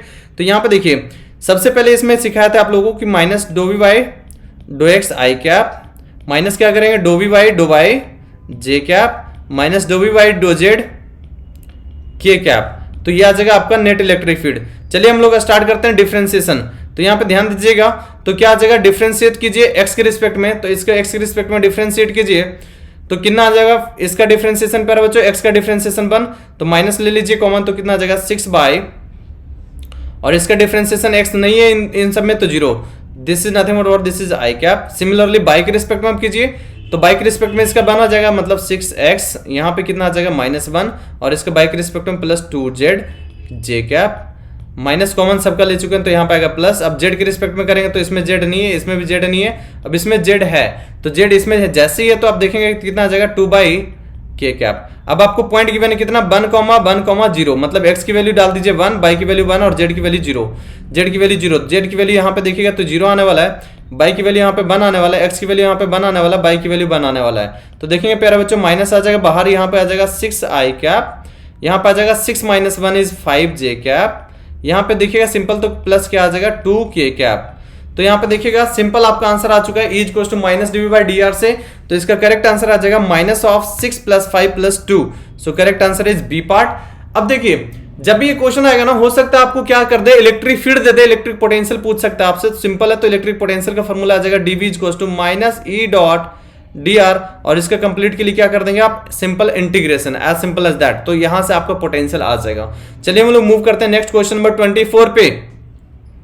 क्वेश्चन नंबर 24 कह रहा है cylindrical conductor of radius R carrying a constant current the plot of the magnitude of the magnetic field with the distance d from the center of the conductor is correctly represented by the figure। कौन सा figure जो है correctly represent करा magnetic field versus distance का। अब देखिए प्यारे बच्चों यहाँ पे कोई भी कंडक्टर की बात करते हैं तो कोई भी कंडक्टर अगर मान लीजिए सॉलिड कंडक्टर हम लोग ले लेते हैं तो यहाँ पे जो है करंट कांस्टेंट है तो यहाँ पे करंट डेंसिटी भी मान सकते हैं। करंट डेंसिटी अगर दिया रहेगा तो यहाँ पे नहीं दिया फिलहाल तो b इक्वल टू कितना होता है mu naught I into D upon 2 pi into R square. Okay अब यहाँ पे देखिए अगर मैग्नेटिक फील्ड अगर करंट डेंसिटी के फॉर्म में बोलेगा तो mu naught J into R divided by 2 आप लोग जानते हैं। और आउट साइड ये तो इनसाइड की हम लोग चर्चा कर रहे हैं किसके कर रहे हैं प्यारे बच्चों इनसाइड का। अगर आउट साइड की चर्चा हम लोग करें तो आउट साइड कितना होता है simple mu naught I upon 2 pi R. Simple है mu naught I is equal to integration of B dot dl according to Ampere's law कर देते हैं और डीएल कितना हो जाता है 2 पाई आर हो जाता है। तो simple mu naught I upon 2 pi R आ जाता है। दैट मींस रेसिप्रोकल डी का हो जाता है कब आउट साइड जब जाते हैं मतलब रेक्टेंगुलर हाइपरबोला बनने वाला। और इनसाइड देखेंगे ध्यान से तो डायरेक्टली प्रोपोर्शनल टू डी आता है डायरेक्टली प्रोपोर्शनल टू आर आता है। तो इसका करेक्ट आंसर यहां से लेकर सरफेस तक क्या आ जाएगा डायरेक्टली प्रोपोर्शनल और उसके बाद रेसिप्रोकल आ जाएगा। तो इसका करेक्ट आंसर कौन आ जाएगा third part is the correct answer for this question. चलिए हम लोग बात करते हैं अगर मान लीजिए इसमें अगर आपको करंट तो ये सिंपल है कि यहाँ पे कांस्टेंट करंट इस तरीके से फ्लो कर रहा है। अगर यहाँ पे ये हॉलो होता बीच में से अगर ये हॉलो होता प्यारे बच्चों बीच में करंट सिर्फ फ्लो करता है इसमें कोई करंट नहीं होता तो हॉलो होता तो इसका ग्राफ अंदर में जो करंट डेंसिटी की वजह से यहाँ पे कोई करंट नहीं फ्लो कर रहा मतलब मैग्नेटिक फील्ड कितना आ जाता है 0। तो ग्राफ आपको पता है कि ग्राफ जो होने वाला था कुछ ऐसा बनने वाला था। तो कौन सा आंसर आ जाता सेकंड पार्ट जब ये हॉलो होता। तो आई होप सो ये समझ आया होगा। चलिए मूव करते हैं हम लोग फिलहाल नेक्स्ट क्वेश्चन पे। तो क्वेश्चन नंबर चलते हैं देखिएगा क्वेश्चन नंबर 20 क्या कह रहा है बच्चों 25। क्वेश्चन नंबर 25 आप लोगों से क्या कह रहा है देखिएगा A millivoltmeter of 25 millivolt range is to be converted into a meter of 25 ampere range. The value in ohm of the necessary shunt will be option A 0.01। तो देखिएगा यहां पे क्या कह रहा है option B 0.01 option C 1 and option D 0.05। अब यहां पे क्या है प्यारे बच्चों सिंपल कि आपसे क्या बोला है कि करंट की वैल्यू बताओ। तो यहां पे अगर मान लीजिए वोल्ट मीटर हम लोग बनाते हैं यहां पे हम लोग कन्वर्ट करते हैं रेजिस्टेंस के क्रॉस यहां से करंट मान लीजिए आई आ रहा है तो यहां पे करंट आई जी जाएगा। अब जानते हैं कि वोल्ट मीटर अगर आइडियल है तो इसका शंट रेजिस्टेंस कितना होता है इनफाइनाइट मतलब करंट इन गैल्वेनोमीटर कितना हो जाएगा 0। अब जैसे ही हम बात करते हैं तो शंट रेजिस्टेंस जैसे निकालेंगे एस की वैल्यू तो शंट रेजिस्टेंस कितना आने वाला है प्यारे बच्चों वोल्टेज अक्रॉस गैल्वेनोमीटर तो दैट ऑफ आई माइनस आई जी और आई जी की वैल्यू कितना आ गया 0 क्योंकि करंट जो अरे आई कितना होता है Vg अपॉन के आ जाएगा R। तो यहाँ पे R जो होता है कितना हो जाता है आइडियल वोल्टमीटर के लिए इनफाइनाइट तो कितना हो जाएगा 1/∞ 0। तो कितना आ जाएगा सिंपल Vg अपॉन I और वी वोल्टमीटर कितना हो जाएगा 25 मिली वोल्ट, मतलब 10⁻³ divided by 25 ampere. This will get cancel out, कितना आ जाएगा 1/1000, 1/1000 मतलब 0.001 वोल्ट। तो इसका करेक्ट आंसर क्या आ जाएगा प्यारे बच्चों? Simple is the correct answer. चलिए मूव करते हैं नेक्स्ट क्वेश्चन पे। क्वेश्चन 26 देखिए प्यारे बच्चों क्या कह रहा है, what is the effect of humidity on sound waves when humidity increases. अब देखिएगा ह्यूमिडिटी की जैसे ही बात करते हैं तो ह्यूमिडिटी की अगर बात करें तो डेंसिटी ऑफ जो होता है, डेंसिटी जो होता है ह्यूमिड एयर जो होता है less than that density of dry air. Dry air से डेंसिटी क्या होता है? कम होता है। अब जैसे ही ये बात करते हैं आप लोग प्यारे बच्चों कि जैसे ही आपने क्या किया, ह्यूमिडिटी इंक्रीज किया, तो इसका जो होगा स्पीड ऑफ साउंड में वेरिएशन अगर हम देखेंगे तो क्या होता है, स्पीड ऑफ साउंड में गामा RT अपॉन M। अब यहाँ पे देखिए डेंसिटी के रिस्पेक्ट में, यहाँ पे अगर डेंसिटी के रिस्पेक्ट में देखेंगे तो इसका जैसे ही ये इंक्रीज हुआ तो क्या हो जाएगा, इसकी स्पीड ऑफ साउंड इंक्रीज होगा, तो speed of sound will get increase. तो speed of the base sound wave will get increase due to increase in the humidity. तो ह्यूमिडिटी जैसे इंक्रीज करेंगे तो क्या हो जाएगा, स्पीड इसका इंक्रीज हो जाएगा। ओके नेक्स्ट चलते हैं हम लोग क्वेश्चन नंबर 27 पे। क्वेश्चन नंबर 27 क्या कर रहा है, an electromagnetic wave is propagating in a medium with velocity v I cap, the instantaneous oscillating electric field of the electromagnetic wave is along by axis. मतलब इलेक्ट्रिक फील्ड क्या है प्यारे बच्चों, j कैप में है और वेलोसिटी जो है I कैप में है। अब देखिए यहाँ पे कह रहा है then the direction of oscillating magnetic field electromagnetic will be along. तब ये जो है मैग्नेटिक फील्ड किसके तरफ हो जाएगा, तो डायरेक्शन आपको सिंपल है। तो यहाँ पे क्या कीजिए, I क्रॉस J हम लोग करने वाले हैं, I क्रॉस J कैप जैसे ही आप लोग कर देंगे तो सिंपल आ जाएगा डायरेक्शन की प्रोपगेशन किस तरीके से मैग्नेटिक फील्ड का हो रहा है, क्योंकि दोनों एक दूसरे पर परपेंडिकुलर होता है। तो यहाँ पे देखिएगा I क्रॉस J मतलब किधर आने वाला है, K कैप की डायरेक्शन में। तो इसका करेक्ट आंसर कौन सा आ जाएगा, along plus Z axis, along plus Z direction हो जाएगा। नेक्स्ट चलते हैं हम लोग क्वेश्चन नंबर 28 पे। क्वेश्चन नंबर 28 क्या कह रहा है प्यारे बच्चों, the electric field associated with electromagnetic wave in a vacuum is given by E is equals to I cap 40 cos kz minus 6 into 10⁸। अब यहाँ पे देखेंगे इलेक्ट्रिक फील्ड का वेरिएशन सिंपल आपको गिवन है, तो हम लोग क्या जानते हैं, E not into cos of kz minus omega t। अब यहाँ पे जो भी है आई कैप जे कैप कर लीजिएगा अकॉर्डिंगली। तो ई नॉट की वैल्यू कितना हो जाएगा, कंपेयर करेंगे तो प्यारे बच्चों 40। आपसे क्या कह रहा है, the value of the wave factor simple है प्यारे बच्चों, वेव फैक्टर आप लोग जानते होंगे, सिंपल है कि वेव फैक्टर की अगर हम बात करें तो कितना होता है, omega upon speed of light, क्योंकि कोई भी इलेक्ट्रोमैग्नेटिक वेव जो है किससे ट्रेवल करता है, स्पीड ऑफ लाइट की इक्विवेलेंट। तो कितना आ जाएगा, ओमेगा को कंपेयर कीजिए तो ओमेगा की कंपैरिजन में कितना आ जाएगा, 6 into 10⁸ डिवाइडेड बाय कितना आ जाएगा, 3 into 10⁸। तो 10⁸ will get cancel out, so it comes out to be 2। तो कितना आ जाएगा, 2 पर मीटर, कितना आ जाएगा 2 पर मीटर। तो आई होप सो आपको समझ आया कि वेव फैक्टर बहुत ही सिंपल है कि स्पीड के रिस्पेक्ट हम लोग निकाल दिए कि ओमेगा जो होता है basically nothing but what wave factor into speed of light होता है। सिंपल इस तरीके से वेरिएशन होता है। चलिए हम लोग मूव करते हैं नेक्स्ट क्वेश्चन पे। नेक्स्ट क्वेश्चन क्या कह रहा है प्यारे बच्चों, देखिएगा कह रहा है N object is placed at a distance of 40 centimetre from a concave mirror of focal length 15 centimetre. अब यहाँ पे देखिए कनकेव मिरर की बात कर रहा है कि डिस्टेंस ऑफ ऑब्जेक्ट। अब यहाँ पे देखिएगा मिरर की बात कर रहा है और आपसे क्या बोल रहा है, कनकेव है जो कि 40 सेंटीमीटर, मतलब कि u की वैल्यू आपको गिवन है प्यारे बच्चों कितना, -40 लिखेंगे क्योंकि कनकेव है। ओके तो मिरर फॉर्मूला क्या होता है, 1/f is equal to 1/u plus 1/v। आगे क्या कर रहा है, if N object is displaced through a distance of 20 centimetre towards the mirror. अगर इस ऑब्जेक्ट को हम लोग 20 सेंटीमीटर पे ले आते हैं तो डिस्प्लेसमेंट ऑफ द इमेज, अब इमेज का डिस्प्लेसमेंट क्या होगा। अब देखिएगा जैसे इमेज की हम लोग बात करते हैं तो यहां से 1/v की वैल्यू कितना आ जाएगा, 1/f माइनस 1/u। ओके अब यहाँ पे देखिए प्यारे बच्चों कि यहाँ पे अगर एलसीएम ले लीजिए तो कितना आ जाएगा, u इंटू एफ और इधर कितना आ जाएगा, u माइनस एफ।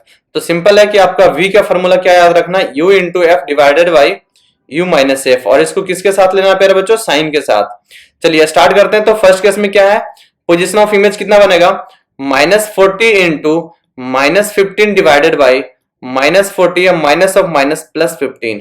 तो कितना आने वाला है, -40 इंटू -15 डिवाइडेड बाई -25। अब ये देखिएगा minus and minus will get cancel out, तो ये कितना आ जाएगा 3 और ये 5 और ये कितना आ जाएगा 8।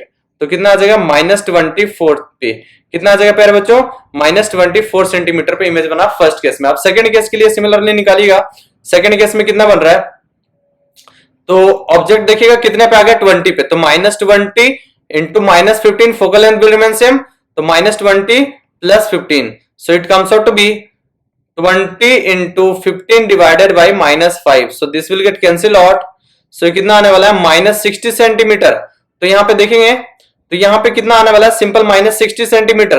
अब डिस्प्लेसमेंट कितना हो गया प्यारे बच्चों, तो देखिएगा 60 और इधर 24 था, तो अब देखेंगे डिस्प्लेसमेंट कितना हो गया 36 सेंटीमीटर से आगे चला गया। इसका मतलब क्या हो जाएगा 36 centimetre away from the mirror, तो कितना हो जाएगा 36 centimetre is away from the mirror, तो इतना हो जाएगा 36 सेंटीमीटर अवे चला जाएगा, क्योंकि जा रहा है ऑब्जेक्ट जा रहा है पास, तो इमेज जाएगा दूर, तो इमेज क्या हो जाएगा -60 पे, मतलब इमेज और दूर बन गया। पहले बन रहा था 24 पे, अब बन रहा है 60 पे, तो इमेज क्या चला गया मिरर से और दूर चला गया।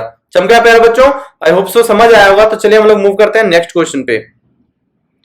क्वेश्चन नंबर 30, क्वेश्चन नंबर 30 क्या कह रहा है प्यारे बच्चों, देखिएगा a person can say clearly object only when they lie between 50 centimetre and 400 centimetre, मतलब इसके बीच में लाई कर रहा है तो ऑब्जेक्ट जो है क्लियरली सी कर पा रहा है। नेक्स्ट कह रहा है from his eye in order to increase the maximum distance of the distinct vision to infinity the type of power of the correcting lens comma the person has to use will be. अब देखिए simple है, 1/f is equal to 1/v minus 1/u करेंगे। Okay, अब यहाँ पे देखिए प्यारे बच्चों कि 1/v की वैल्यू कितना आ जाएगा 1/f प्लस 1/u।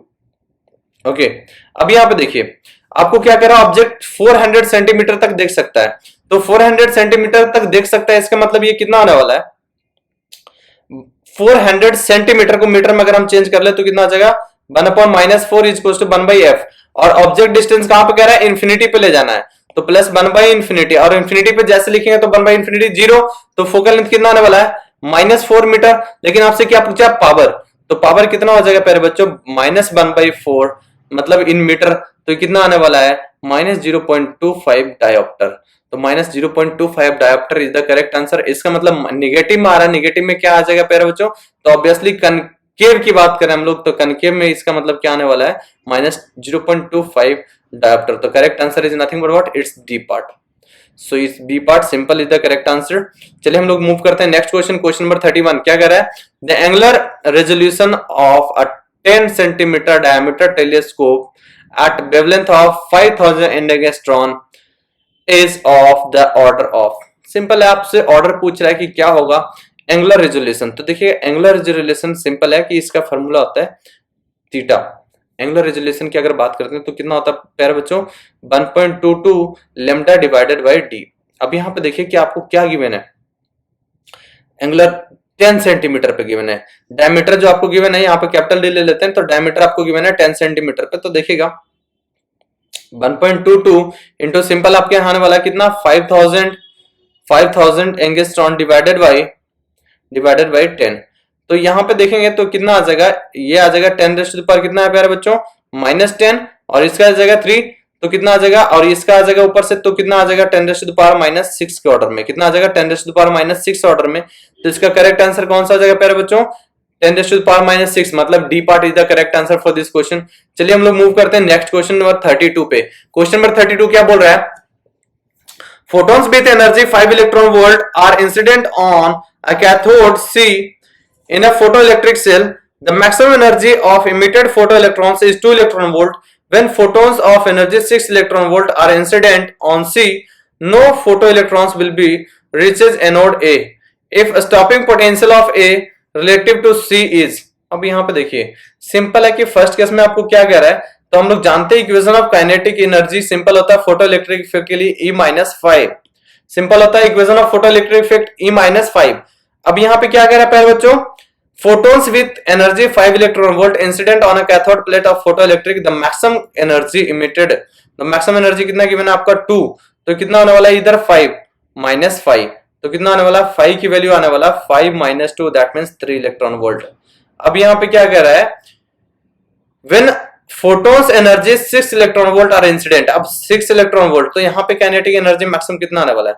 तो काइनेटिक एनर्जी 6 माइनस सिंपल है 3, तो ये 3 इलेक्ट्रॉन वोल्ट। ओके, तो आपसे पूछ रहा है कि no photons will be reach to the anode, मतलब कि क्या हो रहा है? फोटो करंट जीरो बोल रहा है। फोटो करंट जैसे जीरो मतलब स्टॉपिंग पोटेंशियल की बात कर रहा है, और स्टॉपिंग पोटेंशियल मतलब E into V cathode minus V anode हम लोग लिखते हैं। तो यहाँ पे आपको रेसिप्रोकल कर देना प्यारे बच्चों। तो इसका करेक्ट आंसर +3 नहीं आएगा, क्योंकि स्टॉपिंग पोटेंशियल बोला तो पोलैरिटी आपको चेंज करना पड़ेगा स्टॉप करने के लिए। तो स्टॉपिंग पोटेंशियल कितना आ जाएगा? 3 electron volt divided by E into V S simple, और ये निगेटिव आ जाएगा मतलब -3 वोल्ट। सो इसका करेक्ट आंसर क्या आ जाएगा प्यारे बच्चों? D part. ओके, तो आई होप सो समझ आएगा कि स्टॉपिंग जब भी बोलेगा तो आपको ध्यान रखना है कि यहाँ पे क्या करेंगे हम लोग? एनोड माइनस कैथोड मतलब रेसिप्रोकल कर देंगे जो हमारा पोलैरिटी लगा होता है। चलिए हम लोग नेक्स्ट क्वेश्चन देखते हैं। क्वेश्चन नंबर 33 क्या कह रहा है? Electron in hydrogen atom first jump from the third excited state to the second excited state, third से सेकंड में। Okay, and from the second excited state to the first excited state the ratio of wavelength λ1 upon λ2 emitted in these two cases. अब देखिए प्यारे बच्चों, बहुत ही आसान है। Excited state का मतलब समझिएगा, n की वैल्यू जो होता है, n डैश की वैल्यू सिंपल n+1।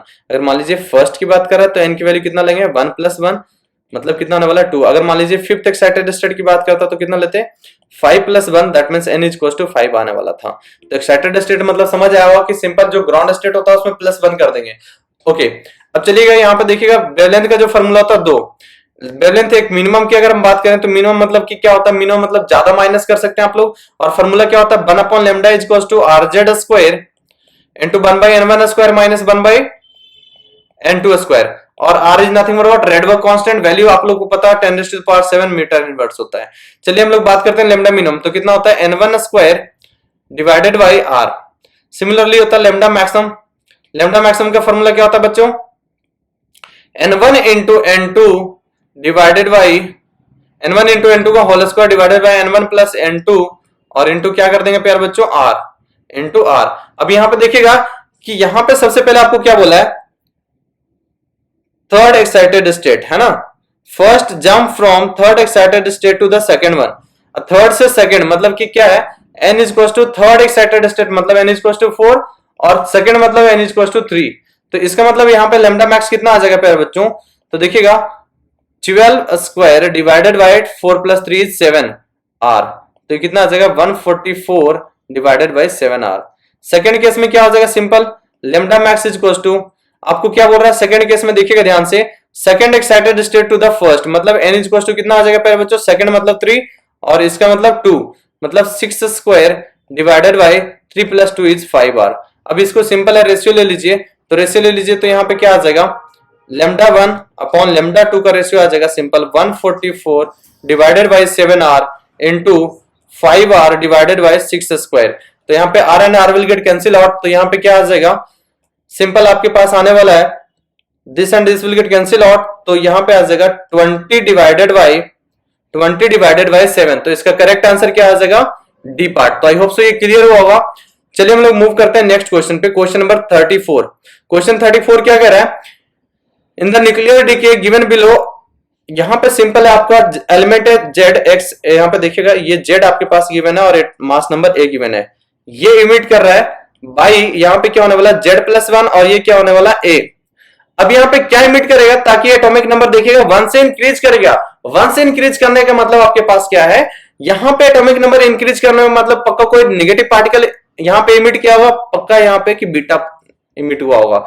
अब इसके बाद देखिएगा ध्यान से कि यहां से जो बना है वो B बना है, और एटॉमिक नंबर -1 हो चुका है, और मास नंबर A-1 हो चुका है। इसका मतलब ये है प्यारे बच्चों कि यहाँ पे देखिएगा ये एक्चुअल में यहाँ पे एरर है, यहाँ पे -4 आएगा, A-4 आएगा, यहाँ पे जो आएगा वो A-4। अब यहाँ पे देखिए अल्फा पार्टिकल को अगर इमिट करवाते हैं तो मास नंबर 2 से डिक्रीज करता है, एटॉमिक मास जो है वो 4 से एटॉमिक नंबर 2 से, एटॉमिक नंबर 2 से डिक्रीज करेगा, तो Z+1 पहले से था, तो Z+1 और -2 से डिक्रीज कीजिए तो क्या आ जाएगा? Z-1। So this atomic number Z-1 हो जाएगा, और मास नंबर कितना हो जाएगा प्यारे बच्चों? A-4। जो नेक्स्ट बन रहा है वो A-4 है और Z-1 है, इसका मतलब दिस विल रिमेन सेम, जो बी स्टार वन है आपका वो कितना है a minus four and this will be z minus one, that means this particle will remain same, मतलब क्या है बेसिकली गामा पार्टिकल, सिंपल 0 0, मतलब यहाँ पे क्या आ जाएगा beta alpha and gamma sequence ये करेक्ट आने वाला है। तो इस बात का ध्यान रखिएगा कि जो बीटा पार्टिकल होता है एटॉमिक नंबर जो होता है 1 से इंक्रीज कर देता है, मास नंबर नो चेंज। अगर हम बात करें gamma particle, no change in mass number, no change in atomic number. अगर हम बात करें अल्फा पार्टिकल का, decrease the atomic number by 2, mass number को 4 से डिक्रीज करता है। अगर हम बात करें penetrating power alpha beta gamma particle को, तो आप जानते हैं हाईएस्ट जो पेनिट्रेटिंग पावर होता है गामा का, उसके बाद बीटा का, एंड उसके बाद जो होता है सबसे कम होता है अल्फा पार्टिकल का। इससे ये 1000 टाइम्स होता है, और ये इससे जो होता है सॉरी 100 टाइम्स, और इससे होता है 1000 टाइम्स। तो आई होप सो ये जो सारे क्वेश्चन है मल्टीपल वेरिएशंस वो आने वाला है नेक्स्ट वीडियो लेक्चर में। तो चलिए हम लोग देखते हैं क्वेश्चन नंबर 35। क्वेश्चन 35 क्या कर रहा है, consider the junction diode as ideal diode, the value of current flowing through A B is. अब देखिएगा ए बी से क्या आपका वेरिएशन होएगा, तो सिंपल है प्यारे बच्चों, current is nothing but potential difference V A minus V B. तो यहाँ पे V A minus V B divided by are, तो कितना आ जाएगा 4 minus of minus 6 divided by R. R value is 1 kilo ohm, ध्यान रखिएगा।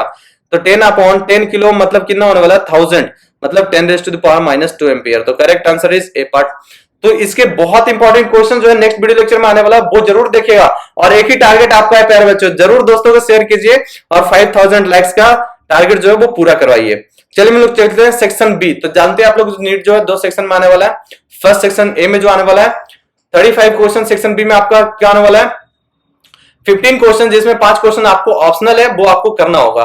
तो चलिए हम लोग देखते हैं इस क्वेश्चन में क्या करा है। In forward biasing of the PN junction the positive terminal of the battery. अब यहाँ पे देखिए फॉरवर्ड बायस की जैसे ही बात करते हैं तो पी एंड एन को जैसे हम लोग कनेक्ट करते हैं प्यारे बच्चों, तो पी को पॉजिटिव से कनेक्ट करते हैं और एन को हम लोग कैसे करते हैं निगेटिव से, क्योंकि फॉरवर्ड बायस के हम लोग बात करने वाले हैं। तो ये पी टाइप और ये एन टाइप। अब क्वेश्चन का ऑप्शन देखिएगा, the positive terminal of the battery connected to N side. ये गलत हो जाएगा क्योंकि पॉजिटिव टर्मिनल किससे कनेक्ट होता है, ऑब्वियसली पॉजिटिव से, निगेटिव निगेटिव से कनेक्ट होता है। अब हम बात करते हैं positive terminal of the battery connected to N side, again गलत है। Positive terminal of the battery connected to P side and depletion result becomes thin. अब इस क्वेश्चन को सोचने वाला है। नेक्स्ट कह रहा है positive terminal of the battery connected to P side and the depletion layer becomes thick. अब देखिए जैसे ही आप लोग यहाँ पे डिप्लीशन लेयर की बात करते हैं तो ये जो डिप्लीशन लेयर फॉर्मेशन होता है यहाँ पे पी साइड में निगेटिव चार्ज आ जाता है प्यारे बच्चों, पी साइड में निगेटिव चार्ज आ जाता है और यहाँ पे एन साइड में पॉजिटिव चार्ज आ जाता है। अब जैसे हम लोग बात करते हैं यहाँ पे कि फॉरवर्ड बायस जैसे हुआ तो डिप्लीशन लेयर दोनों साइड से अटैकिंग, यहाँ पे देखिएगा पॉजिटिव इधर से और निगेटिव यहाँ से। तो यहाँ पे क्या करेगा डिप्लीशन लेयर का जो वैल्यू है दैट विल गेट रिड्यूस, क्योंकि यहाँ पे इफेक्टिव जो इलेक्ट्रॉन्स है डिफ्यूज्ड इलेक्ट्रॉन्स क्या करता है यहाँ पे हाईली इफेक्टिव होता है। तो 10⁻⁻⁶ से इसका जो डिप्लीशन बिट था उसके वैल्यू क्या करता है रिड्यूस कर जाता है। तो इसका करेक्ट आंसर कौन सा आ जाएगा, C part is the correct answer for this question. तो करेक्ट आंसर आपका सी आने वाला, डी इज आल्सो इनकरेक्ट हो गया बिकॉज थिक नहीं होता, थिन हो जाता है फॉरवर्ड बायस में, और रिवर्स बायस में होता तो जस्ट उल्टा हो जाता है, उसमें थिक हो जाता है। चलिए हम लोग मूव करते हैं नेक्स्ट क्वेश्चन पे। क्वेश्चन नंबर 37 बहुत आसान है। देखिए प्यारे बच्चों कह रहा है depletion layer of the PN junction region is caused by. Depletion layer जो बनता है किसके वजह से बनता है, तो आप लोग जानते हैं जैसे P type and N type semiconductor को हम लोग कंबाइन करते हैं, तो P type and N type semiconductor को यहाँ पे कंबाइन करेंगे प्यारे बच्चों, पी को पॉजिटिव से एन को नेगेटिव से, हम लोग फॉरवर्ड बायस की बात कर रहे हैं। जैसे कनेक्ट करते हैं तो यहाँ पे डिफ्यूजन ऑफ होल्स जो होता है वो एन साइड होने लगता है, और डिफ्यूजन ऑफ जो वैलेंस इलेक्ट्रॉन्स होता है वो किधर होने लगता है प्यारे बच्चों, पी साइड में होने लगता है। और यहाँ पे देखिएगा कि आप जानते हैं कि पी साइड में क्या होता है नंबर ऑफ होल्स जो होता है greater than number of electrons, और एन साइड में क्या होता है number of valence electron greater than number of holes. तो डिफ्यूजन की वजह से क्या होता है यहाँ पे डिप्लीशन बिट क्रिएट होता है, डिप्लीशन लेयर क्रिएट होता है। तो डिफ्यूजन ऑफ चार्ज कैरियर इसका करेक्ट आंसर हो जाएगा B part. Drift of electrons वगैरह तो वो जो होता है वो कहां पे होता है, ड्रिफ्टिंग जंक्शन पॉइंट पे होता है, जंक्शन पॉइंट पे, that will be a completely different thing. Okay चलिए नेक्स्ट मूव करते हैं क्वेश्चन नंबर 38। क्वेश्चन 38 क्या कह रहा है पहले बच्चों देखिएगा, the figure shows a logic circuit with two inputs A and B and output C. The voltage wave from A, B and C are given. The logic circuit is कौन सा logic circuit बनेगा। अब देखिएगा यहाँ पे ये कितना आने वाला है 0 0, तो आउटपुट इज 0। यहाँ पे लिख लेते हैं A B 0 0, यहाँ पे आउटपुट ले लेते हैं बाई, या फिर आपको C गिवन है C, तो 0 0 पे 0 है। यहाँ पे देखिएगा प्यारे बच्चों यहाँ पे क्या है हाई हाई हाई लॉजिक मतलब क्या है देखिएगा, ये लोअर मतलब होगा 0 और हायर मतलब होगा 1, ध्यान रखिएगा। तो 1 ये 0 ये कितना 1, तो ये 0 और ये कितना 1, तो ये आउटपुट आ रहा है 1। ओके नेक्स्ट है ये लॉजिक हाई, लॉजिक कितना बेटा हाई, तो लॉजिक इसका हाई मतलब ये हाई हाई हाई, यहाँ पे कितना हो जाएगा 0 हाई तो हाई, तो ये 0 हाई, तो ये कितना आ रहा है प्यारे बच्चों, हाई। अब यहाँ पे क्या आ रहा है 0 0 0, अगेन 0 0 0, तो देखिएगा 0 पे 0 0 पे 0, एक भी इनपुट अगर बन हुआ, एक भी इनपुट बन हुआ तो आउटपुट बन आने वाला। लॉजिक गेट आपको डिटेल वीडियो लेक्चर में दे चुका हूं, अगर वीडियो लेक्चर नहीं देखे तो डिस्क्रिप्शन बॉक्स में देखिएगा, लिंक दिया हुआ है, ऊपर आपको आइकन में भी सेव हो रहा होगा, तो देखिएगा आप वहां पे क्लिक करके आप वीडियो लेक्चर देख सकते हैं। तो देखिए यहाँ पे जो आउटपुट होता है ये किसका होता है प्यारे बच्चों, और गेट का। अगर एक भी इनपुट बन हुआ तो आउटपुट कितना दे देगा, बन, तो इसका करेक्ट आंसर आ जाएगा ए पार्ट। चलिए नेक्स्ट चलते हैं क्वेश्चन नंबर 39 पे। ओके, नेक्स्ट क्वेश्चन देखिए प्यारे बच्चों क्या कह रहा है यहाँ पे, Which of the following statements about simple harmonic motion is true? Option A, the acceleration is proportional to velocity. अब देखेंगे आप कि 6 रिलेशन जो हमारा एसएचएम का होता है, that will be nothing but what प्यारे बच्चों, A equals to minus omega square X. Velocity का रिलेशन क्या होता है, V equals to omega root under A square minus X square. और हम लोग जानते हैं कि डिस्प्लेसमेंट क्या होता है प्यारे बच्चों, X equals to A sine omega T plus 5, omega T plus 5। और हम बात करें वेलोसिटी का तो कितना होता है, A omega cos omega T plus 5। और अगर हम बात करें एक्सेलरेशन का तो इसको डिफरेंशिएट कीजिए वेलोसिटी को, तो क्या आ जाएगा minus A omega square sine omega T plus 5। अगर हम बात करें कि इसका रिलेशन एक और, तो क्या आ जाएगा V square upon A square omega square plus A square upon A square omega raise to the power 4 equals to 1। अब ये 6 रिलेशन से देखिएगा हम लोग सारा कुछ करेक्ट करने वाले हैं यहाँ पे कि क्या ऑप्शन गिवन है। तो पहला कह रहा है velocity acceleration is proportional to velocity, अगर डिस्प्लेसमेंट होता तो जरूर हो जाता प्यारे बच्चों, तो यहाँ पे ये ऑप्शन क्या हो गया, गलत हो गया क्योंकि ये होता है। नेक्स्ट कह रहा है velocity is proportional to the displacement, बिल्कुल करेक्ट, आपको यहाँ से दिख पा रहा होगा कि velocity is directly proportional to statement जो है करेक्ट होने वाला है। नेक्स्ट कर रहा है the time period is independent of amplitude, अगर time period independent of amplitude, देखिए तो टाइम पीरियड का फॉर्मूला क्या होता है प्यारे बच्चों, 2 पाई डिवाइडेड बाई ओमेगा। और ओमेगा की वैल्यू अगर यहाँ पे सब्स्टिट्यूट करेंगे तो पाई के फॉर्म में, तो देखेंगे डिपेंड करेगा किस पे, एम्पलीट्यूड पे, बिल्कुल डिपेंड करेगा। नेक्स्ट क्या रहा है, तो ये भी इनकरेक्ट हो गया, the amplitude is dependent of frequency. अब देखिए प्यारे बच्चों ओमेगा इक्वल्स टू क्या होता है प्यारे बच्चों, 2 पाई इंटू एफ। अब यहाँ पे फ्रीक्वेंसी की अगर बात करें तो 2 पाई वो ओमेगा, और omega obviously depends upon amplitude, तो ये भी क्या हो गया, स्टेटमेंट इनकरेक्ट हो गया। सो इसका करेक्ट आंसर कौन सा आ जाएगा, बी पार्ट। चलिए हम लोग मूव करते हैं नेक्स्ट क्वेश्चन पे। देखिएगा क्वेश्चन नंबर 40, क्वेश्चन नंबर 40 क्या कह रहा है प्यारे बच्चों, समझिएगा, which of the following statement about Ohm's law is true. अब ओम्स लॉ के अकॉर्डिंग देखिएगा ट्रू स्टेटमेंट को ढूंढना है, तो आपको क्या कह रहा है, it relates the current through a conductor to the voltage across it. कोई भी कंडक्टर के लिए बिल्कुल सही बात है कि कोई भी कंडक्टर के लिए अगर हम बात करते हैं तो कोई भी कंडक्टर, अगर मान लीजिए कुछ इस तरीके से हम लोग कंडक्टर ले लेते हैं प्यारे बच्चों, और यहाँ पे क्या करते हैं हम लोग, यहाँ पे हम लोग अगर मान लीजिए एक पोटेंशियल डिफरेंस अप्लाई कर देते हैं, तो ये पोटेंशियल डिफरेंस क्या करता है, जो अंदर का इलेक्ट्रॉन है उसको डांस करवा देता है, और इस पोटेंशियल डिफरेंस की वजह से इलेक्ट्रॉन्स जो है ये मूव करने लग जाता है प्यारे बच्चों। तो मूव जैसे ही करने लग जाएगा इधर की, और इलेक्ट्रिक फील्ड अप्लाई किया तो इधर मूव करने लग जाएगा। इसका मतलब क्या है, यहाँ पे करंट डेवलप होगा, that means V is directly proportional to I, that means V is equals to IR, V is equals to IR हो गया प्यारे बच्चों। इसका मतलब ये है कि ये रिलेट करता है कंडक्टर के लिए, A is the correct answer. Okay, और भी पढ़ लेते हैं हम लोग, क्या पता और भी करेक्ट निकल पाए, तो देखते हैं हम लोग, पढ़ते हैं। It states that the resistance of conductor is independent of length and area. अब देखिए रेजिस्टेंस इंडिपेंडेंट हो सकता है क्या, हम लोग जानते हैं R is equals to rho into L by A, obviously depend करता है भाई साहब, ये तो इनकरेक्ट हो गया।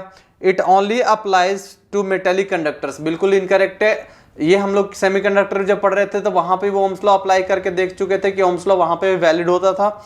यहाँ पे ये भी इनकरेक्ट हो गया, ये भी इनकरेक्ट हो गया। नेक्स्ट कर रहा है it is valid only for DC current, DC के लिए वैलिड होता है क्या, V is equals to I into Z. ऐसे पढ़ते हैं तो बढ़िया, वहां पे इम्पीडेंस के फॉर्म में निकालते हैं प्यारे बच्चों, तो ये भी क्या हो जाएगा, इनकरेक्ट हो जाएगा। तो correct answer for this question is question number 40 का आंसर आ जाएगा ए पार्ट। अब चलिए हम लोग मूव करते हैं नेक्स्ट क्वेश्चन पे। अगर ये क्वेश्चन का आपको पीडीएफ चाहिए, डिस्क्रिप्शन बॉक्स में लिंक डाला हुआ, वहां से आप डाउनलोड कर सकते हैं। सेट 2 आप लोग को प्यारे बच्चों प्लीज एक छोटा सा रिक्वेस्ट जो है वो पूरा कर दीजिए, 5000 लाइक्स का यार, और कुछ नहीं। दोस्तों को शेयर करो, लाइक ठोको, कि अगर समझ आ रहा है, कंसेप्ट गुड लग रहा है, क्वेश्चंस अच्छे लग रहे हैं, पैटर्न अच्छा लग रहा है, तो आप नीट के बाद जरूर आप देखेंगे कि मजा आने वाला है आपको। तो चलिए हम लोग देखते हैं question number 41। An object is thrown vertically upward with velocity 20 metre per second, what is the maximum height will reach। अब मान लीजिए कोई भी ऑब्जेक्ट को आप ऊपर की तरफ थ्रो करते हैं with velocity initial is equals to 20 metre per second, U is equals to 20 metre per second से जैसे आपने थ्रो किया तो आपसे पूछ रहा है कि मैक्सिमम हाइट। तो एच मैक्स का फॉर्मूला आप लोग जानते हैं प्यारे बच्चों, H max is nothing but what, U square upon 2g। U square upon 2g मतलब कितना हो गया 20 into 20 divided by 2 into 10, as simple as that. 2 and 2 will get cancel out, it will be 20 metre. Maximum height कितना attend कर सकता है 20 metre. Next चलिए question number हम लोग चलते हैं, क्वेश्चन नंबर 42। नेक्स्ट कह रहा है विच of the following statement about the lens is incorrect, is और आर इनकरेक्ट। अब इनकरेक्ट बोल रहा है तो ध्यान दीजिएगा इनकरेक्ट मतलब क्या होने वाला देखिएगा। कह रहा है a converging lens is also diverging, converging lens is also diverging. क्या कन्वर्जिंग, समझिएगा इस बात को। जो कन्वर्जिंग लेंस है प्यारे बच्चों, कन्वर्जिंग लेंस, कन्वर्जिंग हम लोग किसको बोलते हैं, कन्वेक्स लेंस को बोलते हैं। अगर डाइवर्जिंग की बात करें, डाइवर्जिंग लेंस की बात करें जो कि रे को डाइवर्ज करे, तो डाइवर्जिंग लेंस हम लोग किसको बोलते हैं प्यारे बच्चों, कनकेव लेंस को। अब कनकेव लेंस क्या हो जाएगा, डाइवर्जिंग, कन्वेक्स लेंस क्या हो जाएगा, कन्वर्जिंग। अब यहाँ पे ध्यान से देखो कि ये तो इनकरेक्ट हो गया। ऑप्शन बी क्या कह रहा है, अ diverging lens is always forms a real image. कोई जरूरी है क्या, डाइवर्जिंग लेंस, डाइवर्जिंग लेंस जो है, डाइवर्जिंग लेंस हमेशा रियल बनाता है क्या, ये हमेशा कैसा बनाता है, वर्चुअल इमेज बनाता है। तो बी क्या हो जाएगा, इनकरेक्ट हो जाएगा।